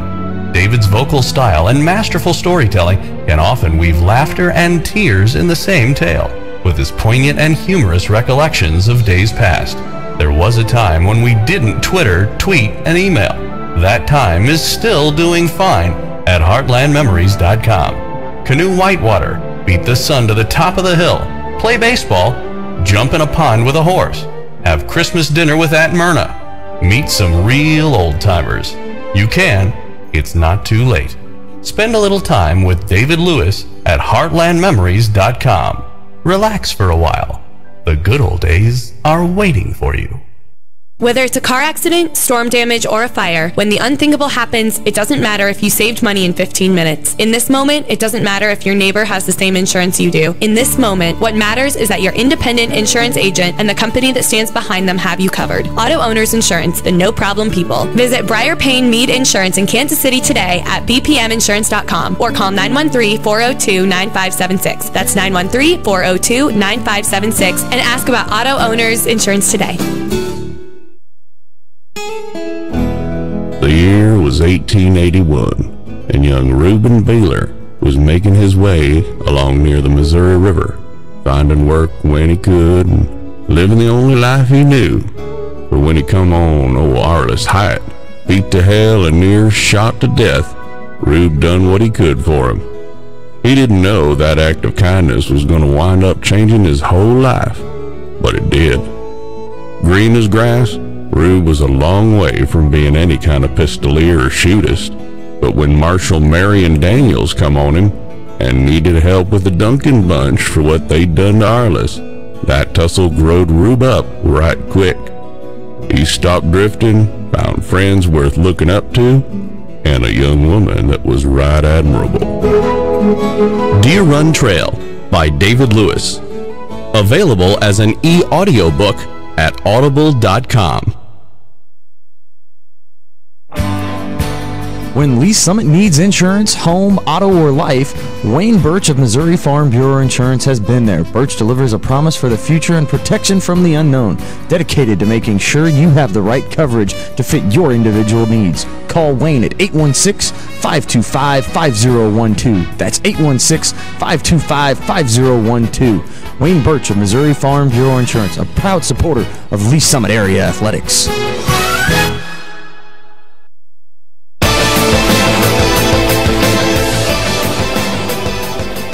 Welcome back to halftime. You are listening to or watching A tie score between the Lee Summit West Titans and the Broncos from Lee Summit North. A couple quick scores for you. Rockhurst and Bishop Miege, the game of the night. Rockhurst leads 7-0 at halftime. Lee Summit West next opponent is Liberty for homecoming. And right now they are up on Park Hill South. 24-0 at halftime. A couple other scores. Staley is up 16-3 at half over Liberty North.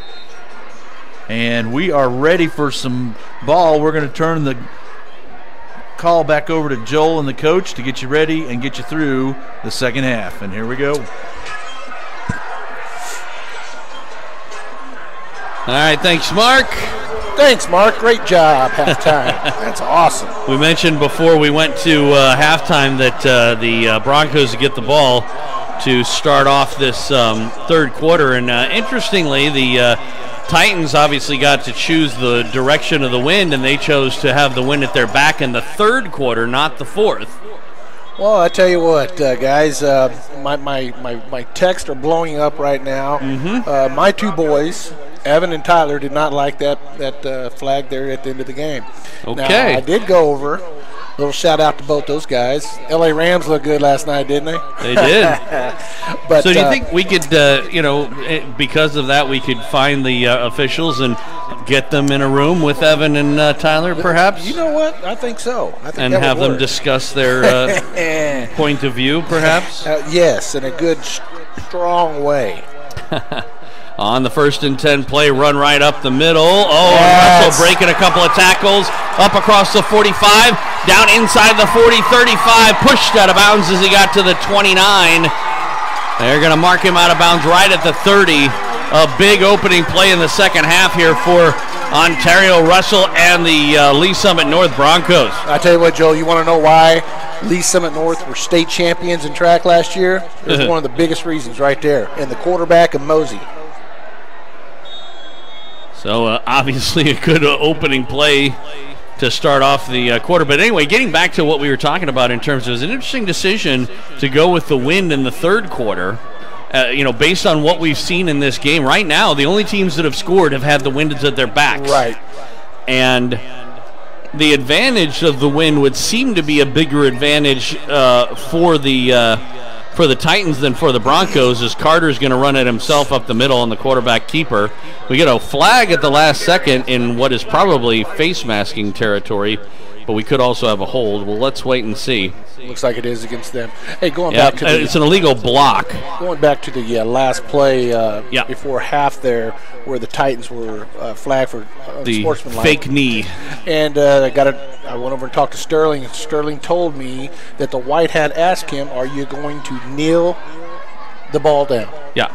Coble never answered him. So as soon as they run that trick play, call it a personal foul. See, I don't understand how that's it's not actually a personal foul. It's unsportsmanlike conduct. But because he didn't answer the white hat? Right. I mean, what was he supposed to do? Here's a give, and I think it's Eldridge on the carry. He was able to bounce off a tackle and get up to around the 30 after the penalty. It was first and about 17, so it's going to be 2nd and 10 from the 30. So, what was he supposed to do? Tip off the fact they're running a trick play? Kidding. And you're asking so him if the white, right? You're asking him in front of the other team it's too? Within earshot. Even if it wasn't, if he leans over and whispers it in his ear, how's that going to look? Right. I mean, So how do you do that and not give away what you're doing? As a pretty hard hit there as he got across the line of scrimmage, couple of yards. Eldridge on the carry, maybe 2. It'll set up a third down and about 8 on the 28. They need to get to the 20. So, and it's like what I was saying before is that, so what are you supposed to do? Yell out to the, no, we're running a trick play. I mean, to the official. I tell you what, I've got a feeling that this is going to be questioned. Because, I said, in my 30 years of coaching, I've never seen a flag like that. To me, it's a made-up rule. Uh-huh. There's a give to Mosey around right tackle. It's almost like you disrespected me. Yeah. Well, yeah, he didn't. I almost think it was that he didn't like the fact that it was a trick play. Mm-hmm. It's not that he disrespected me, but I don't like the fact that they looked like they were going to take a knee and instead ran a play. Right. That's just not very sportsmanlike. It's 4th down and 5 here, by the way, after the carry. Looks like they're going to go for it. It would be about a 42-yard field goal from here, but the wind in the face. So big play here on this opening drive. Carter, give up the middle, first down, still on his feet, inside the 5. Now there's a flag down. The flag at the end of the play. It's Russell on the carry, and it's a face mask, so that's going to be an extra half a distance to the goal. They haven't given the indication yet, but whether it's the 5-yard kind or the 15-yard kind, it's still just going to be half the distance to the goal. Yeah, that didn't make sense there. Carson Peck got knocked down. Next thing I stood up and was running right next to him. Yeah. And so, yeah, the call is the personal foul against the Titans, but it'll just send it down to the 2. What was it? Who was it? I couldn't tell you. It must have been on the tackle itself. But I tell you what, on a 4th and 5 play, that's way too big of a hole to be given up on a run up the middle. No. And I tell you what, they look like the arm tackles in there right off the bat, too. Well, the Titans coming out in the second half the way they came out in the first half. Empty backfield for Carter. Man in motion, though. Actually, it was a direct snap to Mosey, and he will bounce into the end zone. Touchdown. Mosey took the snap himself with Carter in motion, and Keon into the end zone to give the Broncos back the lead. It's 20-14 with the extra point to come. So a great opening drive here to start off this third quarter for the Broncos. Certainly setting a statement after giving up their 14-point lead, showing that they're not out of it. They sure did. Now it's going to be very interesting to see the bounce back here by the Titans. High snap, and the kick is up, and it is good. So 21-14 our score. Just underway here in the third quarter of play. We'll take a break, come back for the kickoff right after this on Titan Football, a presentation of Ackport Sports, Beck Bros Productions, and 810varsity.com. High school sports fans, check this out. 810varsity.com now brings live video game casts for more than 25 KC Metro schools all season long. Now you can watch and listen to the games live on your computer, iPad, or phone. Park Hill South, Miege, Aquinas, the Olathe and Blue Valley schools, and the list goes on and on. Plus, live scores, playoff brackets, rankings, and more. Get all the games live at 810varsity.com.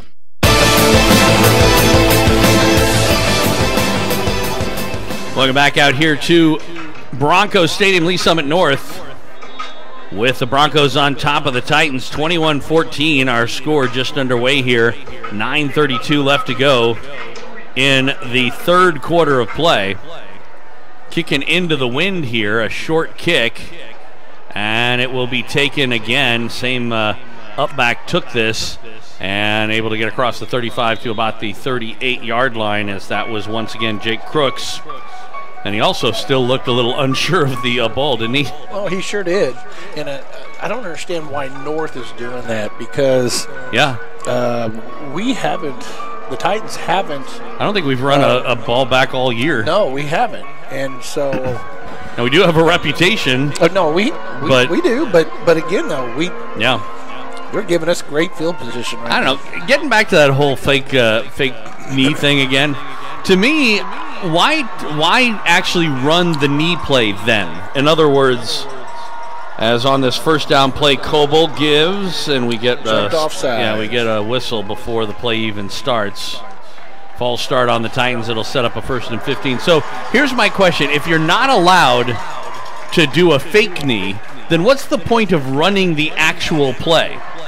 I mean, if you do take a knee, why can't you just say, we want to take a knee? You know, like in baseball now, you can just say, we want to intentionally walk the batter, and he goes to first. Why couldn't you just say, we want to take a knee, and they run the clock out? And why do why do they actually have to go through the process of doing it if that's the only thing they can do? That's what I don't understand, Joel. Back to throw, Coble rolling to his left side. He's hit and sacked. He was hit at the end of the play there. That could have been called, but wasn't. No flag. Sure was. That's not good there when your offensive linemen are looking around and watching you get sacked. So that's going to set up a 2nd down and a ton. 2nd and about 22, 23 or so. That was, this is funny how this is just totally mirroring the first quarter, isn't it? Titans down by 7 after the sack, 2nd and long. Pistol formation, back to throw. Coble trying to set up a screen, and it was sniffed out pretty well. The play was complete, but not much gain on it to Careswell. Made the catch, but was covered and made a good open field tackle. Did the Broncos defender. But once again, we saw linemen standing around right there instead of putting their pads on somebody. It's Jalen Hickman who made the play, by the way. And it'll be 3rd down. It was a gain, I think, a slight gain, but it's still 3rd and about, I don't know, 17, 18 yards. Back to throw. Coble throws. He's got a man. It's Cardell. Makes the catch. And again, a little bit of a late hit there as Cardell was down and then someone hit him. It'll be 4th down as the punting unit comes out to the 44-yard line. They're about 4th and 5. And I can't help but remember what you were talking about last quarter when they totally left. Hey, a lot of talking going on down there. Could be a fake punt. Well, that's what I was saying. When they left Clemens alone. Right. Especially at this point of the field. And he will kick it away. High kick. It is taken. Oh, it fumbled, it looked like. But I believe the Broncos either hang on to it or somebody else grabbed it. And so it'll be 1st and 10 for the Broncos from the 20. 7:23 to go here in the 3rd quarter. So we haven't even played 5 minutes yet. No. And the Broncos on offense again, but I tell you what, the defense of the Titans need to step up again. They did that in the last, in the second part of the 2nd quarter, but that first drive they sure didn't look too good. No, not at all. Need a 3 and out right here. So, on the 1st and 10 play, Carter, and it's Russell trying to get around the edge. He does. Got across the 25 to about the 26. It'll be 2nd and 4 from there. Looks like the Titans have gone back to their 3-down linemen. And it's working about as well as it did the last time.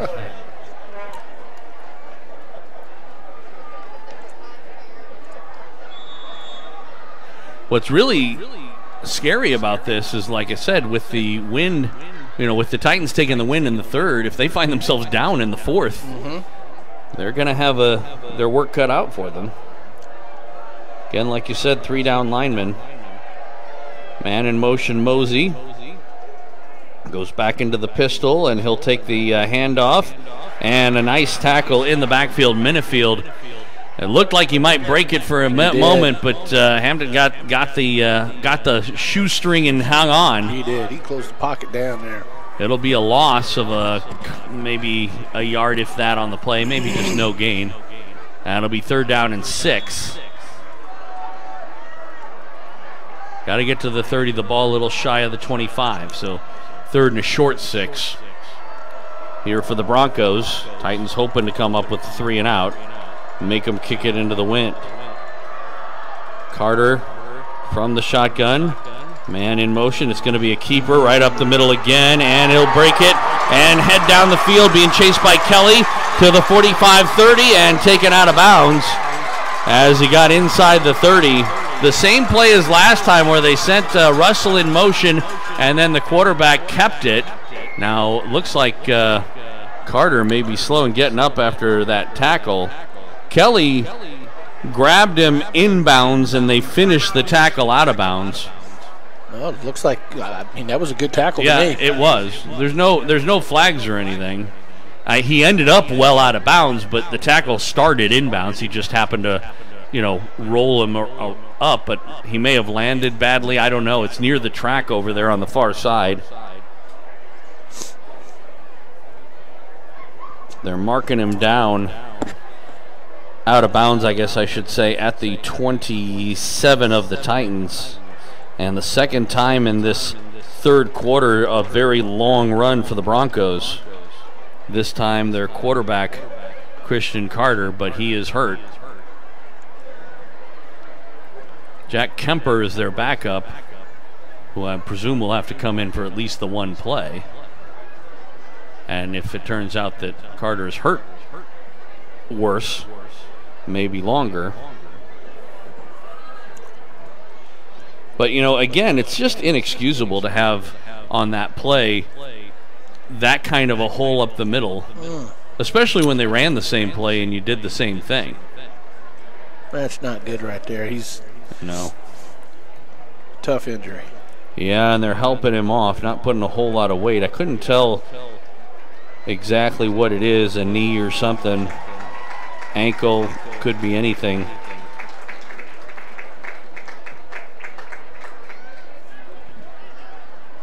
As I said, helping him off.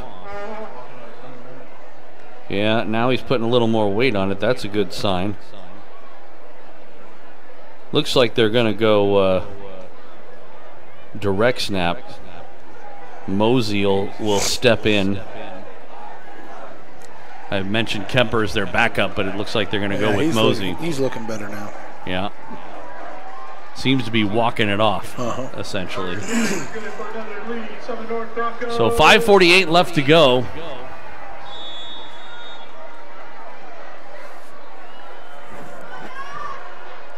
And Mosey to take the snap, and he'll keep it himself up the middle.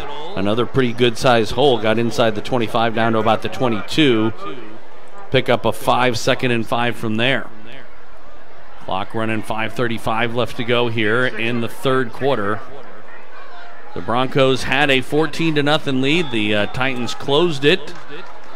We went into halftime 14-all, but it's been all Broncos here in the second half so far. They lead at 21-14 and are driving again.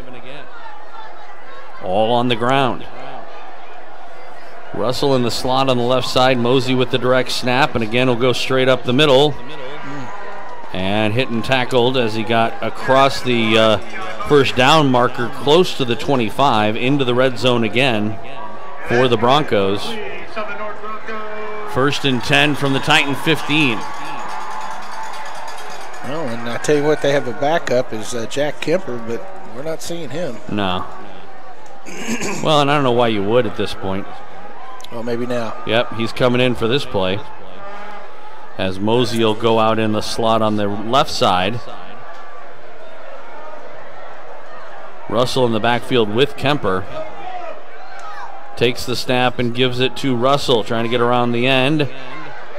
And we got a whistle, or sorry, a flag, I should say. A little away from the play, but it looked like an illegal block. Holding is the call against the Broncos. Hopefully for the Titans, that'll push them back to a 1st and 21 or so, and a lot of times that can be a drive killer. What I don't understand is why the Titans, who are having so much success with the 4-down linemen, have abandoned that. I don't know. Coach Carroll's wanting to see something. I don't know. Well, I mean, he's got to see how effective or not effective it's been since he switched back. So it'll be 1st and 21 with the ball on the 26-yard line. And again, the backup quarterback in. Now they go to the 4-down lineman. That'd be another reason to go to 4-down lineman with a backup quarterback in. A lot of confusion out there. Yeah, they're going to take a timeout, the Broncos. Their first of the half. And that did come back to bite them a little bit at the end of the second half, burning timeouts early. That sure did. 4:27 left to go in this third quarter. And the Broncos on top 21-14. So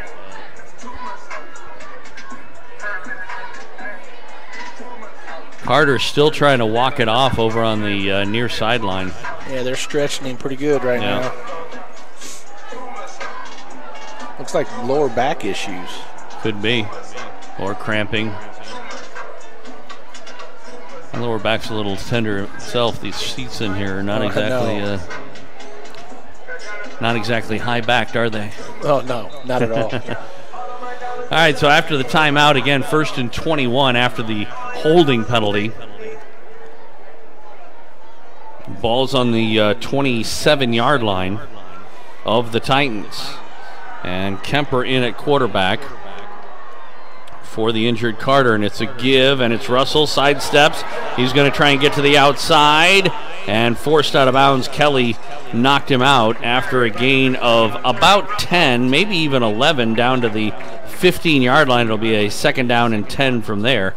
Got all of the penalty yardage back. And again, for the Titans, you just can't afford giving up these big run plays. No, you can't. But again, defense needs to get back to that swarming tackle. Yeah.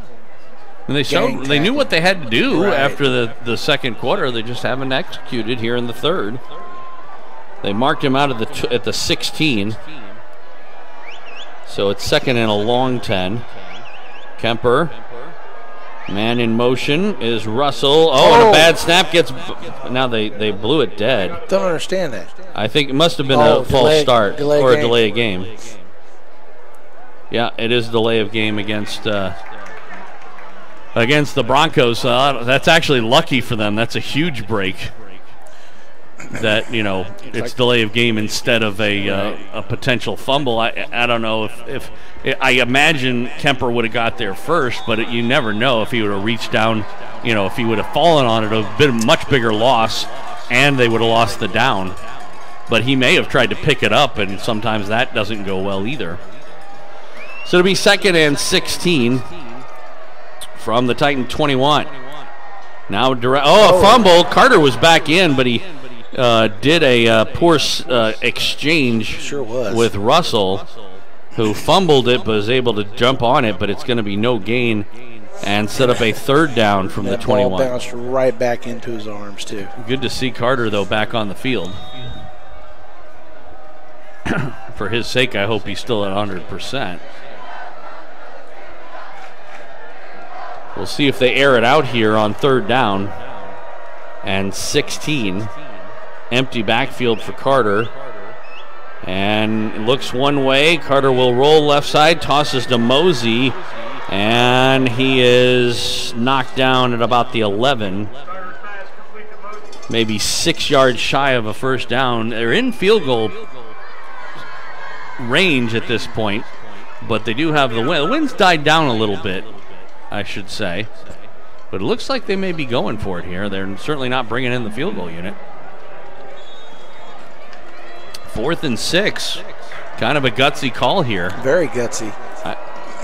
Either that or they don't have a whole lot of confidence in their field goal kicker. You see, there's nothing in the middle either for the defense. Yeah. Boy, I'm surprised they didn't snap that ball looking at the defense. Empty backfield, Twins on either side. Boy, it sure looked like they moved early. There's a toss. It's caught, but it's short of the 1st down. And so the Titans will take over on downs. That didn't make sense to me. No, none of that. Yeah, why not go for 3? Extend your lead a little bit. They are putting the Titans in a bad spot here on their own 7. I guess you could say that was, their intention, because they clearly weren't even trying for a 1st down. Because this is, other than that fake knee, this is their worst. Oh, field position to start. Yeah, definitely. But 2:31 is all they've got now with the wind at their back here in the 3rd quarter. But that's the thing, is the Titans do have enough weapons on offense that putting them on their own 7 does not, or 8 doesn't guarantee that nothing's going to happen. It's a give. Marshall trying the left side, and Power running ahead across the 10 to about the 14. That'll be a pickup of 6 second, or maybe 5, 2nd and 5, we'll call it from there. I'm surprised right now we're not throwing the football. Well, I know, especially since you've got the the wind at your back, and you're not gonna have it for very long. Carswell comes off the field as they go split backs, Payne and Marshall on either side of Coble. Twins on the right. On the zone read, it's actually, I should say, Cooper on the snap, and he'll take it up the middle for a 1st down near the 20. 1st and 10 for the Titans with Cooper on the quarterback keeper. Zone read.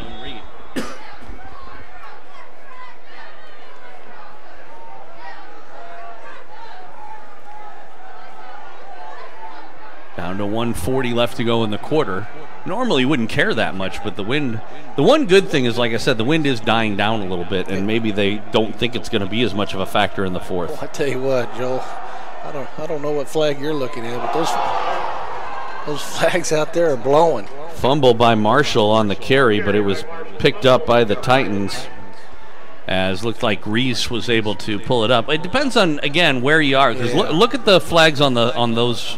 They're hardly moving on the goalposts on the left. They are moving pretty good on the goalposts on the right. So, you never really know.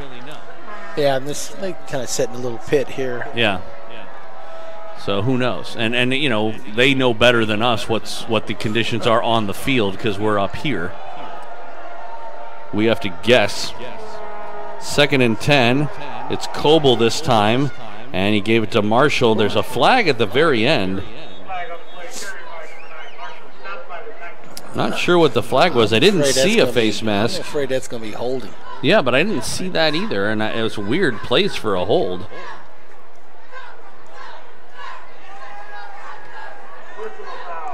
It is a face mask. I didn't see it, but I guess it must have grabbed. I mean, the flag was right there. The official was right on top of it. And must have seen it. I didn't see his head turn. That was what was weird about it. But it is what it is, and so with 44.6 seconds, the Titans catch another break, as that 15 yards will move it all the way up to the 42-yard line. You guys know how much I like my popcorn, don't you? Yes, I do. Well, I got to tell you, Titans still have the best.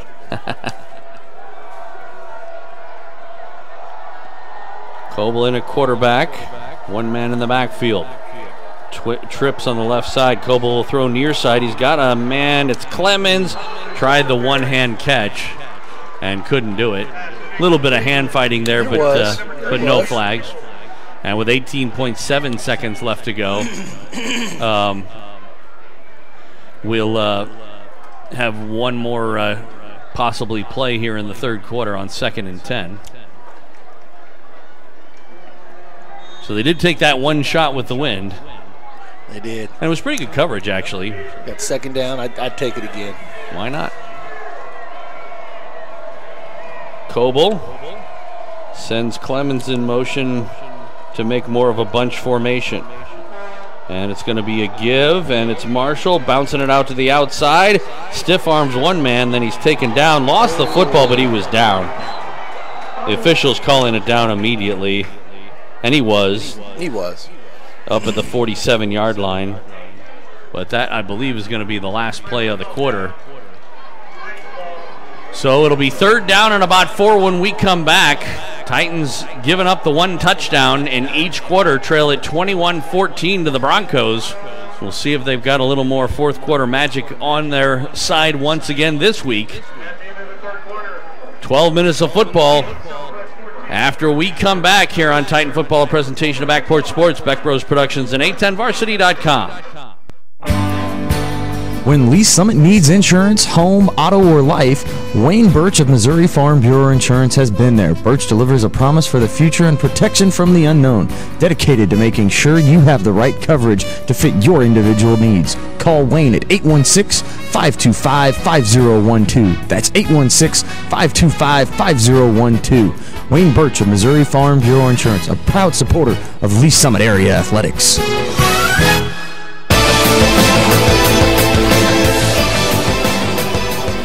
Welcome out to Lee Summit North High School. Joel Becker along with Coach Royce Bame as the Lee Summit West Titans trail in the Broncos 21-14 as we get started here in the fourth quarter.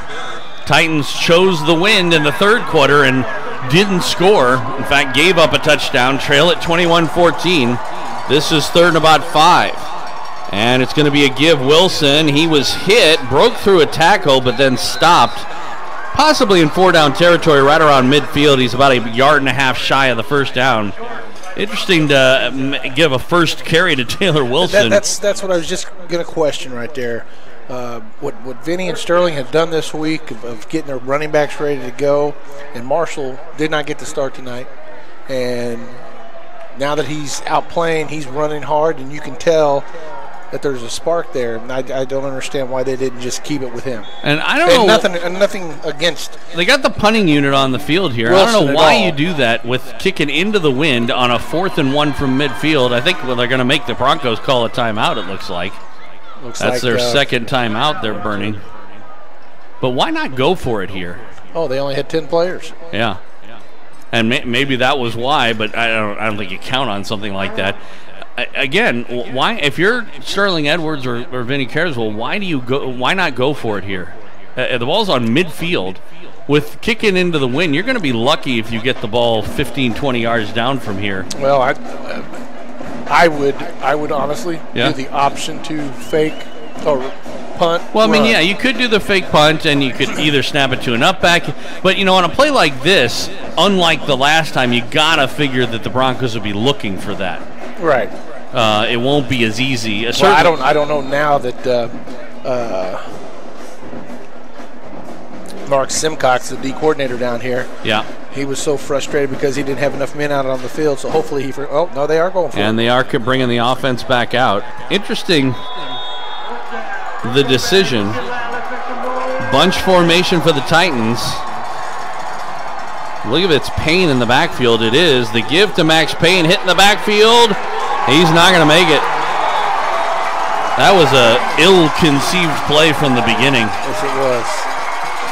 I've never liked it on a 4th down and 1 situation where you put all your eggs in one basket. I've always thought that you give your running back or quarterback some sort of an option. Right. Either you roll out your quarterback where he can either run the ball or throw it, or you run an actual option, or where you've got a toss back to get to, or something like that.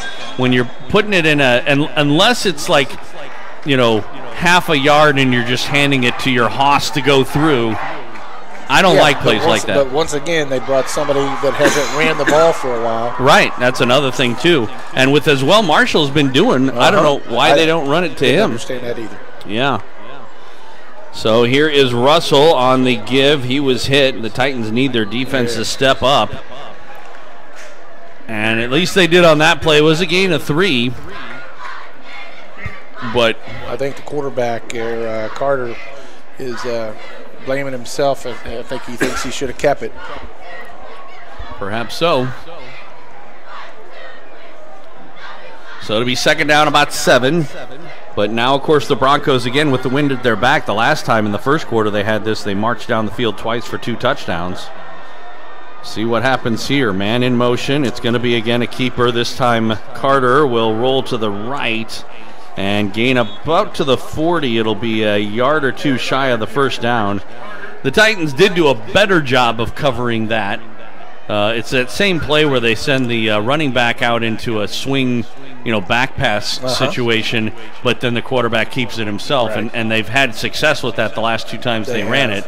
This time they just still had success, but not nearly the 40 yards they had before. Right. This was about 4, but it's a 3rd and short. 3rd and about 2. Eldridge in the backfield along with Carter, and it is a give to Eldridge, and tried to roll over Grauberger, who stood him up, and then Fredrickson. Short. Yeah, I think he is a yard short. Interesting call here now for the Broncos with a 7-point lead. And do you want to? If it's me and I'm the Broncos, I think they are going to measure this. By the way, which is the first time, and yeah. They may have made it. It's now that I see where the spot was, where the first referee was standing, they were about a yard shy, but where the ball is now, they're going to be very close. If I had to guess, I'd say they got it, but I don't have to guess. We're going to find out in just a second. And I guessed correctly. So a new set of downs for the Broncos. Boy, I don't know there. He did a good job. It's not easy to knock Jake Grauberger backwards, and they didn't exactly do that. But they didn't. Usually, Jake's the one who's knocking them backwards, and that did not happen on that play. 1st and 10. Clock stop. 9:40 to go. Regulation time. Carter with the snap gives to Eldridge, left tackle. Oh, he had a hole to get across and gains about 9 yards on the play, maybe 8 to the 31. I tell you what, they hit that hole so hard. It'll be 2nd and 2 from there.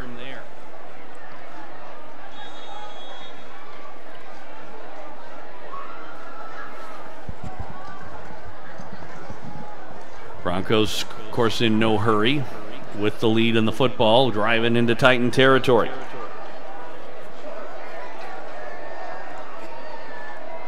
Carter from the shotgun on 2nd and 2, gives to Mosey, left side. He finds himself a hole. Broke a couple of tackles and gets inside the 25 down to the 24.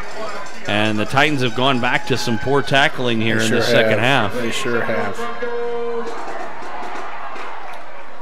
There was a period of time in that second quarter where the Titans looked like they'd turned this game around and gotten, back to the way they have been playing when they've been playing well. But in this second half, they don't have an answer right now. No, they went right back to the first quarter play. We are down to the 4 linemen again. 1st and 10. Oh, movement that time. And I would think this is going to be a false start. Yep.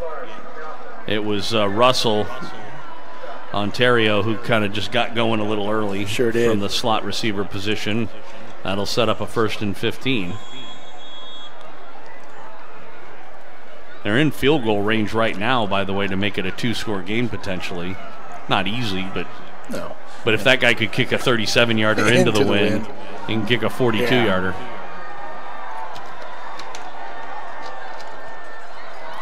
So after the penalty, 1st and 15, Carter moves his running back Mosey to the other side. And it'll be a give to Mosey. Big hole up the middle. Boy, he hits that hole in a hurry. That shoestring tackle there. Yeah, Fredrickson just got him. And it'll be a 2nd down and about, let's call it 6 from just inside the 20 after a gain of maybe 9 on the play.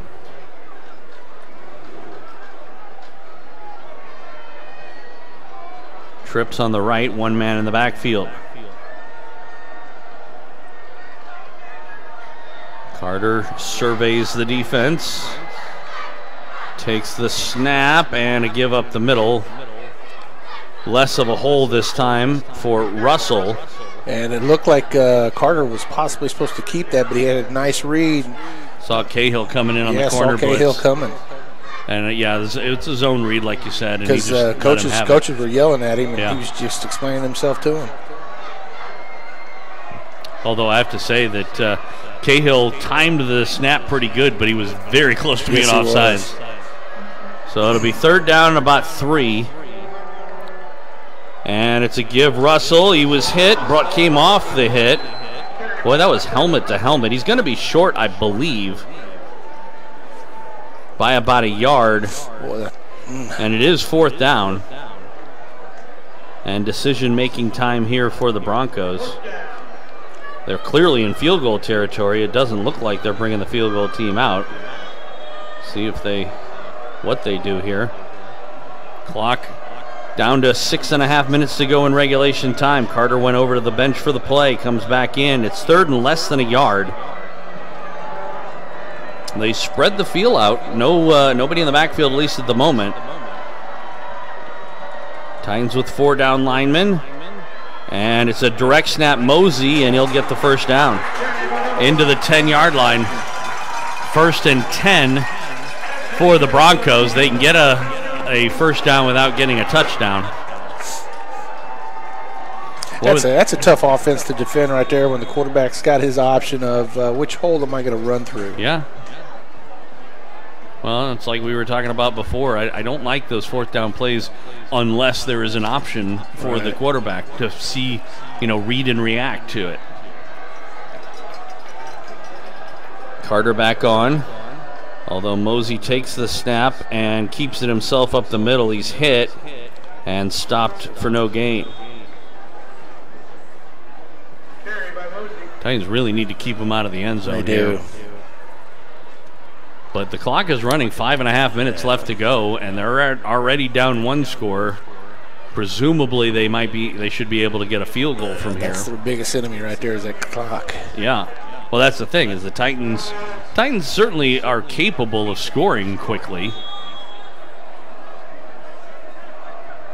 Right now, though, the big question is, even if they do, can they stop the Broncos? Would they have to hope for an onside kick at this point? Russell in the backfield. Carter will give it to him up the middle, hole, and he's stopped as he got to the 5. They hit those holes in such a hurry. There is a flag down. Let's see what the call is.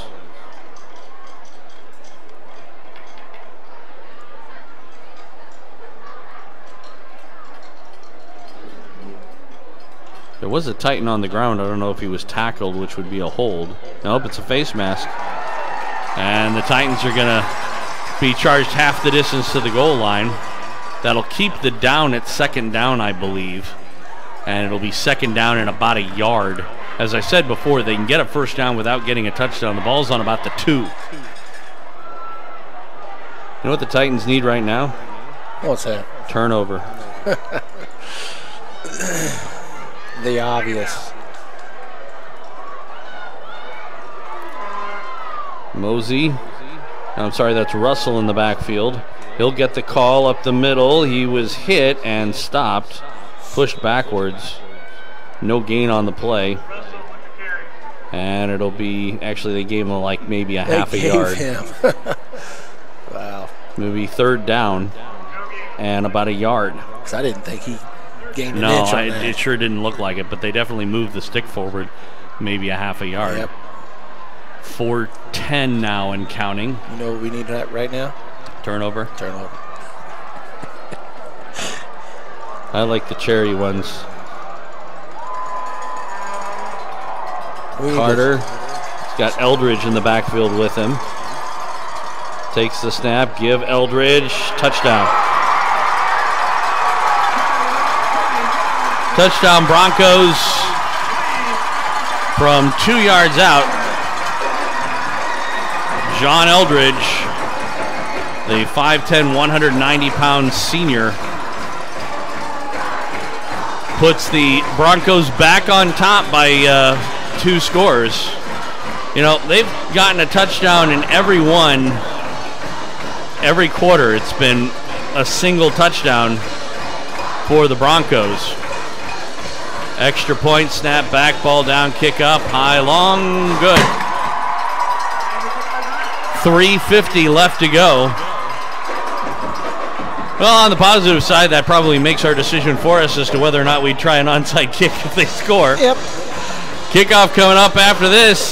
This is Titan Football, a presentation of Backport Sports, Beck Bros Productions, and 810varsity.com. Whether it's a car accident, storm damage, or a fire, when the unthinkable happens, it doesn't matter if you saved money in 15 minutes. In this moment, it doesn't matter if your neighbor has the same insurance you do. In this moment, what matters is that your independent insurance agent and the company that stands behind them have you covered. Auto Owners Insurance, the no-problem people. Visit Briar Payne Mead Insurance in Kansas City today at bpminsurance.com or call 913-402-9576. That's 913-402-9576 and ask about Auto Owners Insurance today.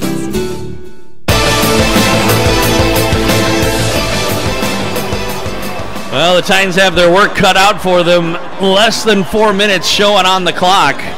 This is a Titan team that has been able to come up with some pretty impressive fourth quarter comebacks, but asking an awful lot out of them, down by 2 scores, 28-14, into the wind. I tell you, looking at this Broncos sideline, man, this means the world to them. That's what we were talking about before the game started. Another pooch kick. It will bounce, and it's taken by Cooper. Stops at the 10, comes up the near sideline, and he's hit as he got near the 20. Little miscommunication as to who should take that as Wilson stepped up and Cooper came back. Might have been better to let the guy going forward take the ball as opposed to the guy going backwards. But so the Titans start from their own 19.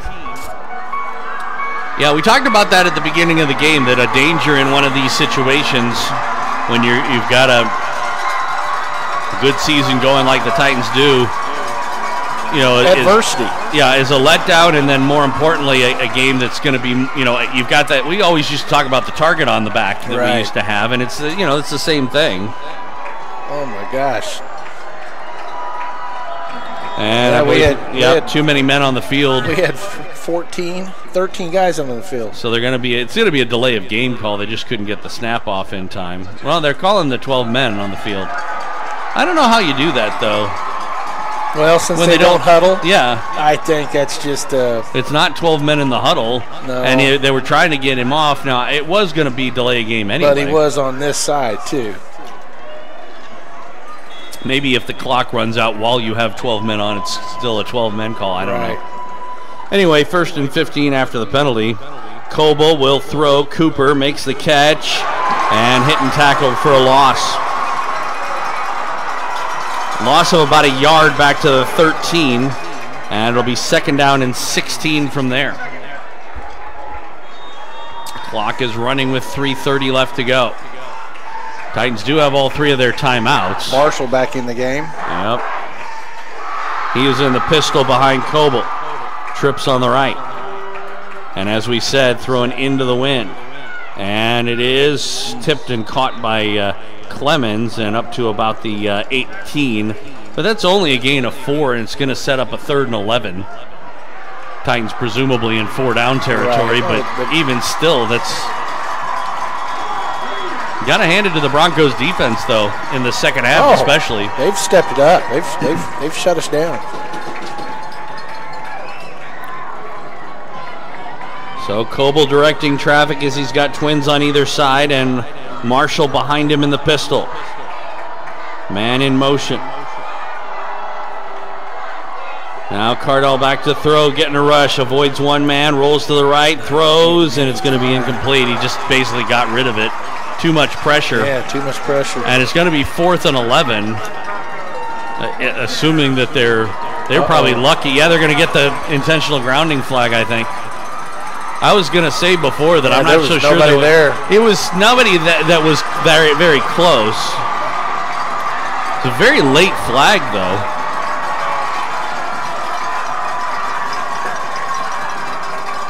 And now they're bringing the punting unit on the field.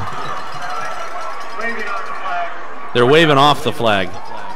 I guess they decided that somebody was close enough. Yeah, but there was a receiver down the field. I think what they ruled was that he saw that receiver and just didn't have the arm to get it to him because he was thrown into the wind, which possibly is true. I don't know. Once again, we had 12 men on the field, and the Titans called timeout. That's their first to get him off.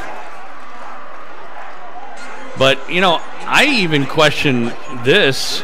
Although I do understand, like, you're putting all your eggs in one basket if you go for it on 4th and 11. But from what I have seen out of the Titans defense so far, you know, the Broncos are going to run the ball 3 times. I have no reason to think that they aren't going to get at least 1 first down. And to be honest, once they, you know, it's 3 minutes left to go. Once they get a first down, they can run the clock out. They can. And so I'm not so sure that punting it away was the right idea, and it looks like they're agreeing with me because they're going to go for it here. Now, I say that, again, because from what I've seen from the Broncos offense, I don't know that our defense would be able to stop them. No. Back to throw, and Coble's throw, and it is caught, but did he come down in bounds? They say no. Boy, he caught that ball, and I think he just landed out of bounds. He did. That was Torrey Haynes, I think. They're discussing something.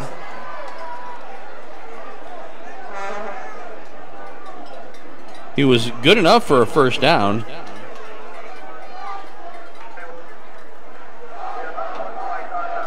They're calling unsportsmanlike conduct on the Broncos for the celebration, but they're giving the Broncos the ball because it happened after the incomplete pass. So it'll cost them 15 yards, which is good for the Titans in that they're at least not in immediate field goal position, but the Titans are in a position here, though, where if they don't get a turnover, or certainly they have to get a 3-and-out stop. Yeah, and plus they got to keep their composure here. They only have 2 timeouts. I don't blame the Broncos for celebrating like they did. And to be quite honest, I sometimes don't like that about, I understand sportsmanship and whatever. There's a difference, though, between taunting and just celebrating. You know, they could rush the field here. Here's Eldridge up the middle, and he'll get a first down and more. He's yanked down by Kelly at about the 15. There's a flag at the end, and then Kelly was thrown down. Looks like a horse collar. It might have been, but it looked like there was some unsportsmanlike conduct that happened after that. Clock is stopped with 2:52 left to go. Going to figure out what penalties they're going to call. There was a horse collar tackle, and they're not calling the other. You know, after he got up, Fonzel was thrown down. Yeah. And they didn't call that. Just because somebody commits a penalty on you does not give you a license to commit a penalty on somebody else. There is an injured player, by the way. It's Titan, but I'm not sure who. Joel, would you score here if you were North? I would. Mark Files said he would. I think I would too. Yeah. Oh.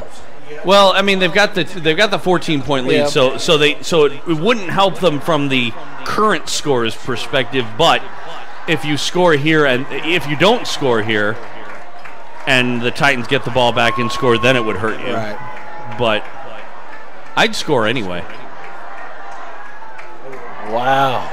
First down, Broncos. To be honest. Is it smart? Probably not. I mean, I'd run plays, and if I score, then And here is Russell up the middle after the penalty. The ball was inside the 10. It's 2nd and goal from about the 3. Titans let the clock run with 2.5 minutes left to go. All I'm saying is that you do that to me, you better hope you don't face me again. That's where I was going with that. Because I won't forget that. Mm-hmm. Well, and they could face each other in the playoffs, certainly.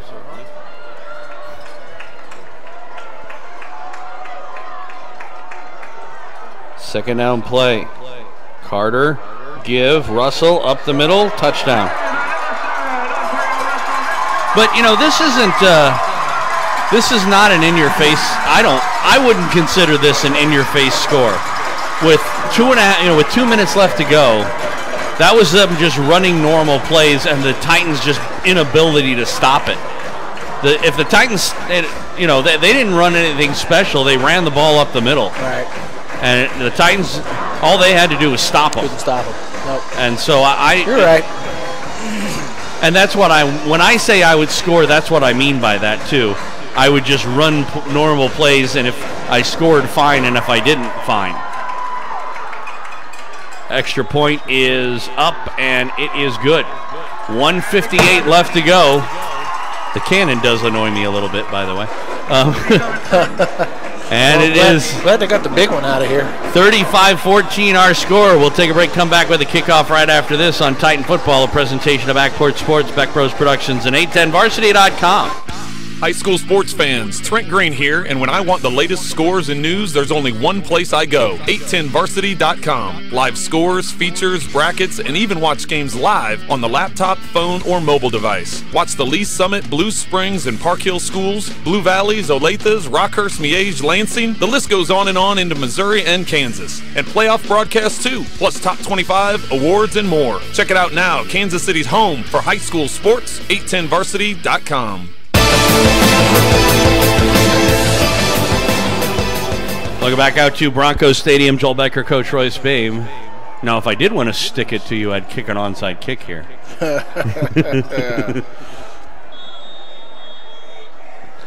35-14. Our score with the Broncos on top of the, for the moment, undefeated Titans. Kick down the middle, taken. And coming up with it, and it's Cardell, got to about the 25 and hit and tackled. Now, if you're the Titans, do you just take shots down the field here and hope for the best? What do? You've got 2 minutes, a minute 51. Thrown into the wind. What do you have to lose? Nothing. Yeah, I would. Yeah. I don't know that I'd go Hail Mary every time or anything like that. I'd run plays. Coble from a pistol. Back to throw. Throws near side. He's incomplete. You know what? That's just the way the ball game's been going. Well, and it hit him right in the hands. It was Goodall with the intended reception. He was wide open, and he just dropped it. This has not been their night, has it? No, it hasn't. No, it hasn't.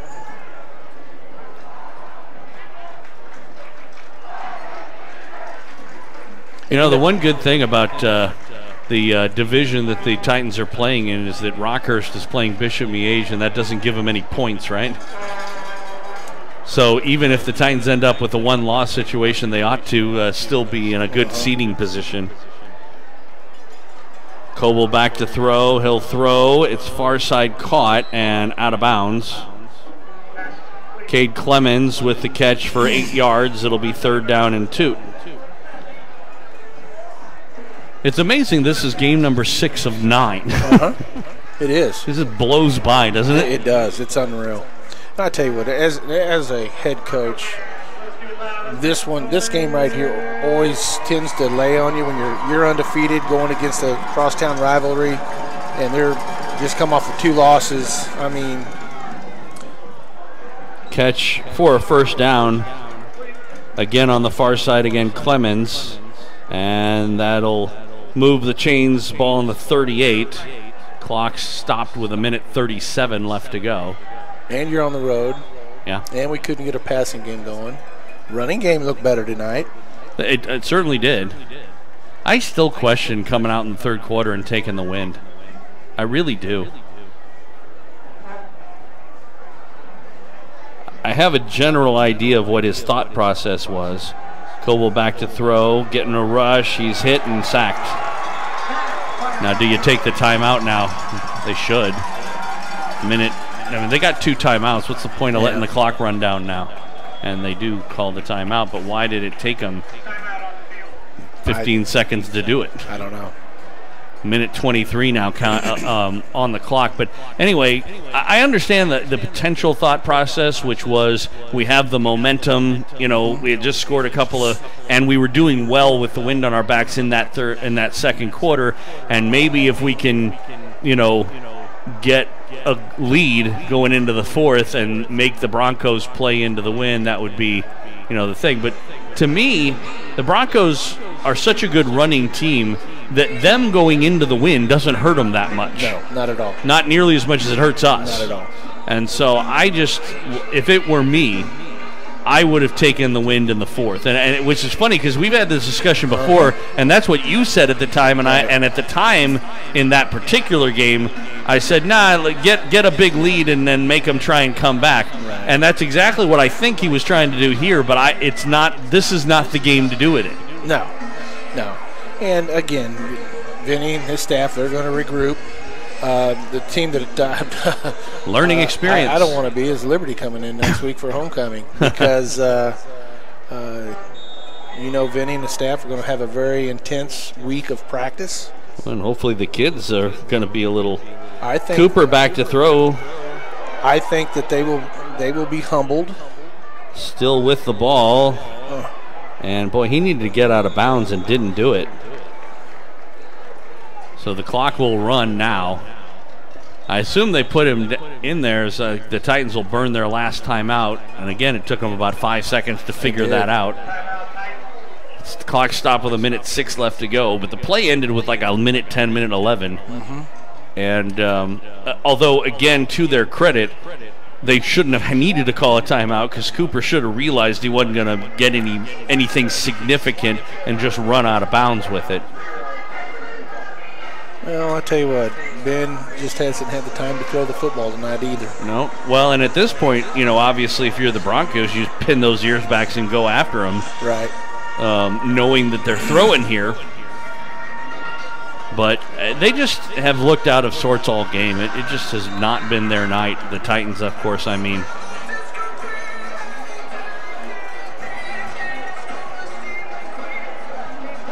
Trips on the left.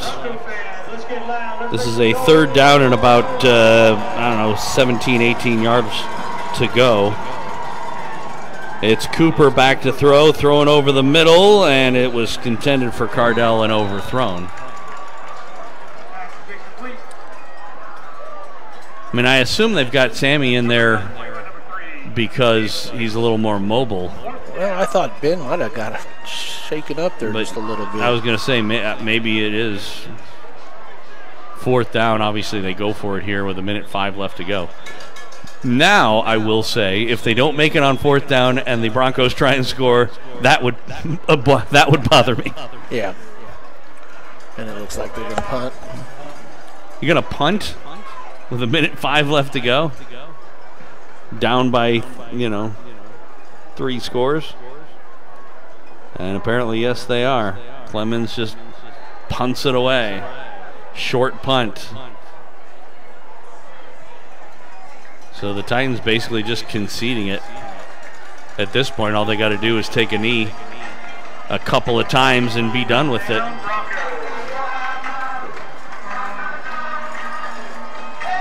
How about they fake a knee? Fake a knee. Fake a knee. What a hell of a call. Now, I also would say that whoever is controlling the music here might think twice about playing that song. Uh-huh. Because like you said, as they do take that knee, when you're talking about an inter-district rival, you really don't want to taunt for anything, and that includes the person choosing the music. Exactly. Because like you said, you're hurting your own team because they're going to face them again at some point. May not be this year, and it may be this year, but the Titans are too good a team to make them angry. You don't want to wake the sleeping bear, so to speak. Oh, no. Yeah, you're exactly right. And that'll do it. Clock down under 20 seconds. They won't have to run another play. The Titans' undefeated season is over as they drop one to the Lee Summit North Broncos. 35-14. Not only did they lose the game, but it wasn't even close. No, it wasn't. And this game was tied at 14 at halftime. And in the second half, it's 21 unanswered points for the Broncos. And the Titans just couldn't get anything going and didn't really look like a team that they certainly did not look like the number 2 team in the state, did they? Not. No, not at all. Not at all. And like I said, very humbling right now. What kind of bounce back do they have? And I'm sure Vinny and his staff are going to do everything in their power to make sure that they bounce back next week. All right, well, let's take a break. We'll come back with some post-game numbers for you, check maybe some of the other scores, look ahead to next week as well. 35-14, the final. Broncos over the Titans. This is Titan Football, a presentation of Backport Sports, Beck Bros Productions, and 810varsity.com. When Lee Summit needs insurance, home, auto, or life, Wayne Birch of Missouri Farm Bureau Insurance has been there. Birch delivers a promise for the future and protection from the unknown, dedicated to making sure you have the right coverage to fit your individual needs. Call Wayne at 816-525-5012. That's 816-525-5012. Wayne Birch of Missouri Farm Bureau Insurance, a proud supporter of Lee Summit area athletics. 810 Varsity takes you through the football season like never before. Watch games live throughout Kansas and Missouri, and even postseason action at 810varsity.com. Plus live tournament brackets, top 25, Elite 81 All-Metro team, live scoreboard, stories, and more. Check out Kansas City's new home for high school sports coverage, 810varsity.com. The year was 1881, and young Reuben Beeler was making his way along near the Missouri River, finding work when he could and living the only life he knew. But when he come on old Arliss Height, beat to hell and near shot to death, Rube done what he could for him. He didn't know that act of kindness was going to wind up changing his whole life, but it did. Green as grass, Rube was a long way from being any kind of pistolier or shootist. But when Marshall, Marion Daniels come on him and needed help with the Duncan bunch for what they'd done to Arliss, that tussle growed Rube up right quick. He stopped drifting, found friends worth looking up to, and a young woman that was right admirable. Deer Run Trail by David Lewis. Available as an e-audiobook at audible.com.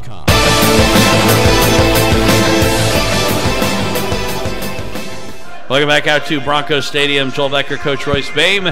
Lee Summit West, Lee Summit North.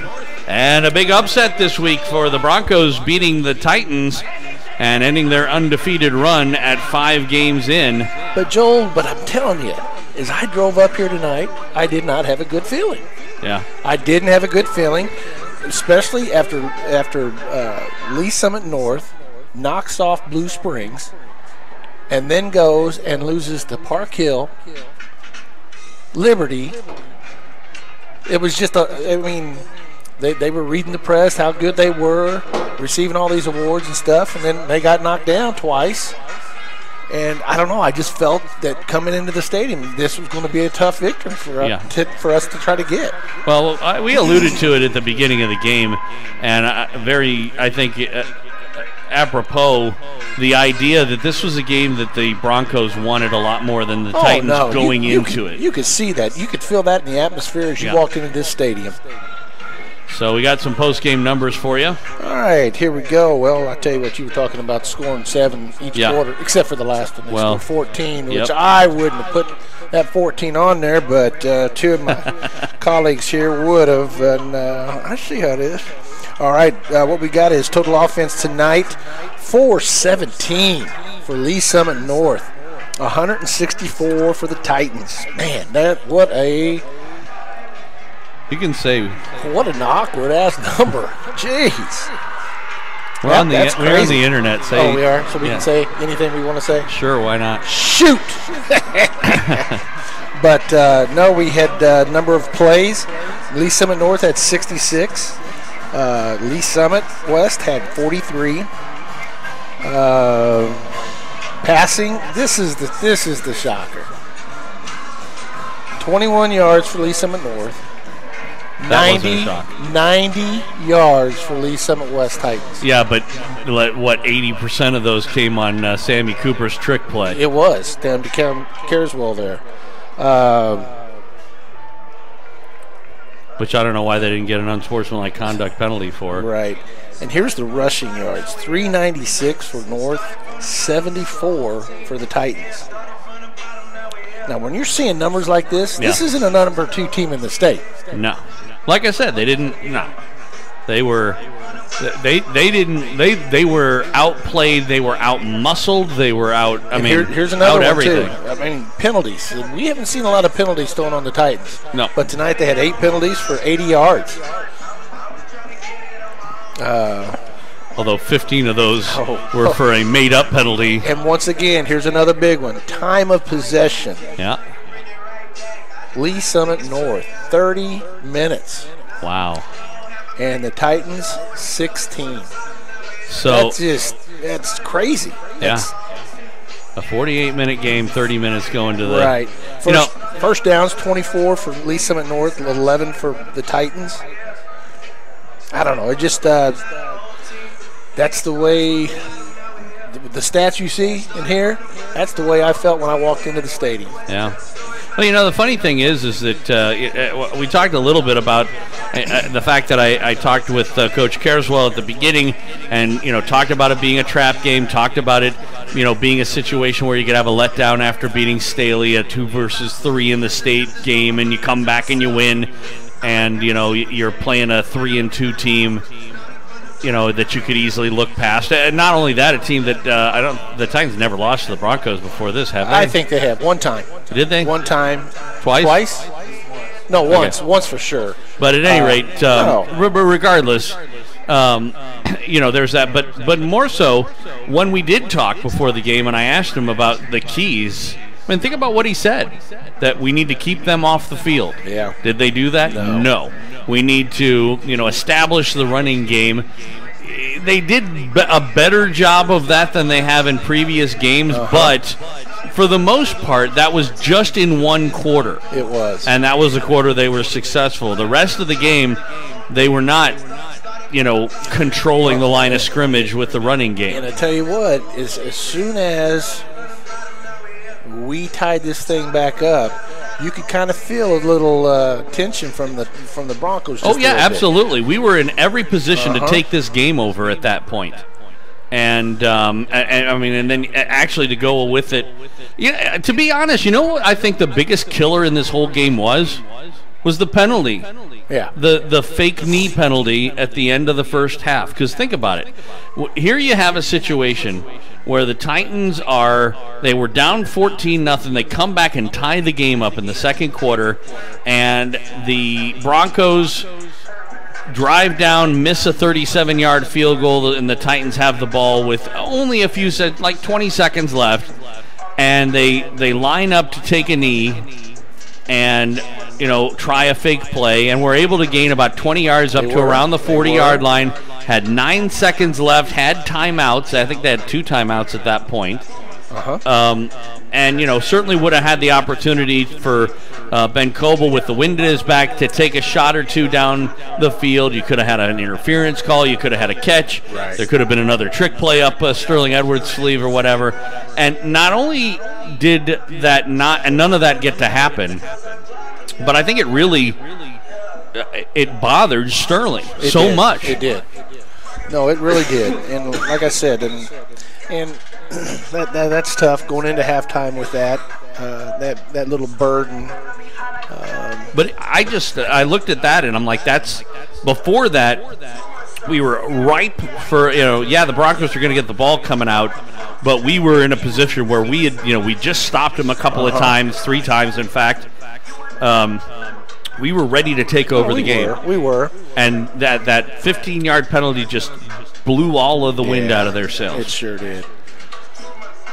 It sure did. It is what it is. But like I said, again, going with the keys to the game, the other key to the game you said was containing their running. They have 3 big weapons, Mosley, Russell, and the quarterback. And they didn't even talk about Eldridge, and they couldn't contain any of them. No, not at all. And once again, Joel, and seeing this football team down at the state track meet says a lot about why you should be multiple players.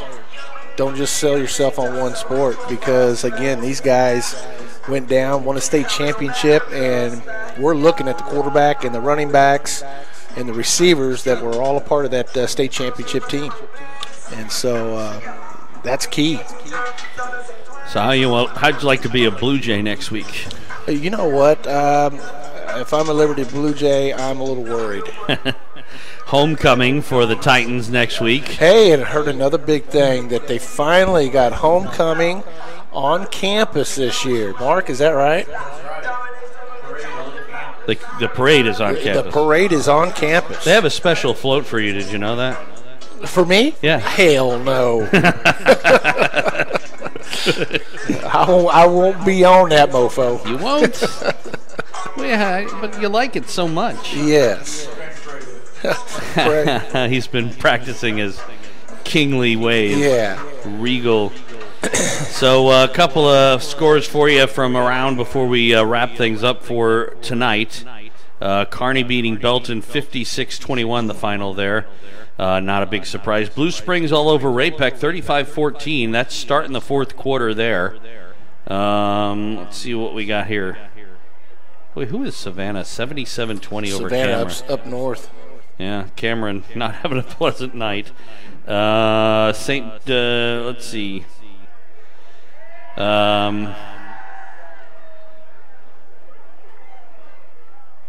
Looking for some locally relevant scores. Unfortunately, they've got the Lee Summit St. Joe Central score as 8-0 in the third. Wow. Yeah. Now I want to hear this. That's for Lee Summit. Did you give the Rocker score yet? Haven't got to it yet. Liberty, by the way, our opponent for next week, all over Park Hill South, 26-6, the final there. Staley beating Liberty North 22-10. That's late in the fourth.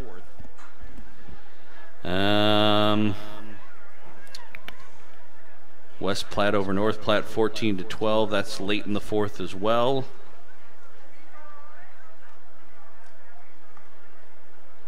Park Hill beats Fort Osage. This is a final 23-7. Wow. I tell you what, you made that comment when we were playing Park Hill. I don't want to see them later on in the year. In the playoffs. Yeah, and we may have to. You never know. Absolutely. It's 14-13. Rockhurst over Bishop Miege. That's a final. Wow. That's a final. That was a big one. Yeah. And like I said, the good thing for us, and I, by the way, I personally think this is ridiculous as far as the way Misha does their seeding and their playoffs, is that they penalize teams for, it would be one thing if Rockhurst was going, into Tennessee and playing a horrible team and padding their stats, but they're playing an extremely tough team on another, on the other side of the state line. And it is not by no means a cream game, or anything like that. And why not give? I mean, to basically penalize a team by giving them no credit at all for playing a game. I don't. It seems to me like they could do something. Yeah, have something. They've got to figure. They get some kind of credit, but it's not. It's not. No, it's not the same thing as if you play a normal game, right. A normal Missouri game or whatever. And I guess I understand that. And so then, why do you want to play? Well, because probably people don't want to play Rockhurst. Yeah, that's always I'll a play tough one. No, I didn't. North Kansas City all over Truman, 43-0. I tell you what, there's a program that's really turned it around this year. It North really Kansas has. City. Warrensburg 49-0. I think they've only lost one. Yeah, they may not have lost at all. If they did, who did they lose to? Yeah. Staley. Okay, yeah, that's right. I guess we'll give them that's okay. Blue Springs South beating William Chrisman 30-7. Whoa. That's in the fourth. They finally got their first win. Well, they haven't got it yet, but it's sure looking good. So there you go. Those are some of the scores. Well, I tell you what, looking down at the locker room, I remember those moments right there with all those coaches standing around going, what the hell just happened? On a day like this, would you, when you were the head coach, would you, normally on game night after the game was over, you guys would still have lots of work to do, a lot of looking at game film, and stuff. Would you still do that on games like this? Absolutely. They would all come to my house and we'd feed them and you still fed them. we go downstairs and It's a final, by the way, 35-21 Blue Springs over Ray-Pec. Good deal. Yeah. But no, it's just you can't stop. You got to keep moving. Right. Give people the night off. I gave them the weekend off. Would you? Yeah. Yeah. I remember sometimes you would even a lot of times the team used to have practices on was it usually Monday? Yeah, Sunday. Saturday mornings. Yeah. And sometimes you'd postpone those. Oh, and I tell you what, I think it was right after we won the first state championship that I just shut everything down, with all of our new technology that we had, and with the young parent or the dads that I had and their small kids. They had football games, soccer games to go to on Saturdays. I said, hey, get your work done on your computer. Get out on Huddle and talk to your coaches through Huddle. Talk to the players through Huddle. Let's try to, kind of relax and have a life. And I know that a lot of the coaches really appreciated the time that we gave them. All right, so next week, as we mentioned, homecoming. And obviously the Titans is looking to turn things around against Liberty. The Blue Jays will be in for a 7 o'clock game a week from tonight. If you can come out for homecoming, we'd love to see you there. If not, you can always tune us in right here on 810varsity.com and lswradio.com as well. Thanks for joining us tonight. Upset, Broncos over the Titans, Lee Summit North 35 and Lee Summit West 14. Joel Becker saying good night here from Broncos Stadium in Lee Summit North.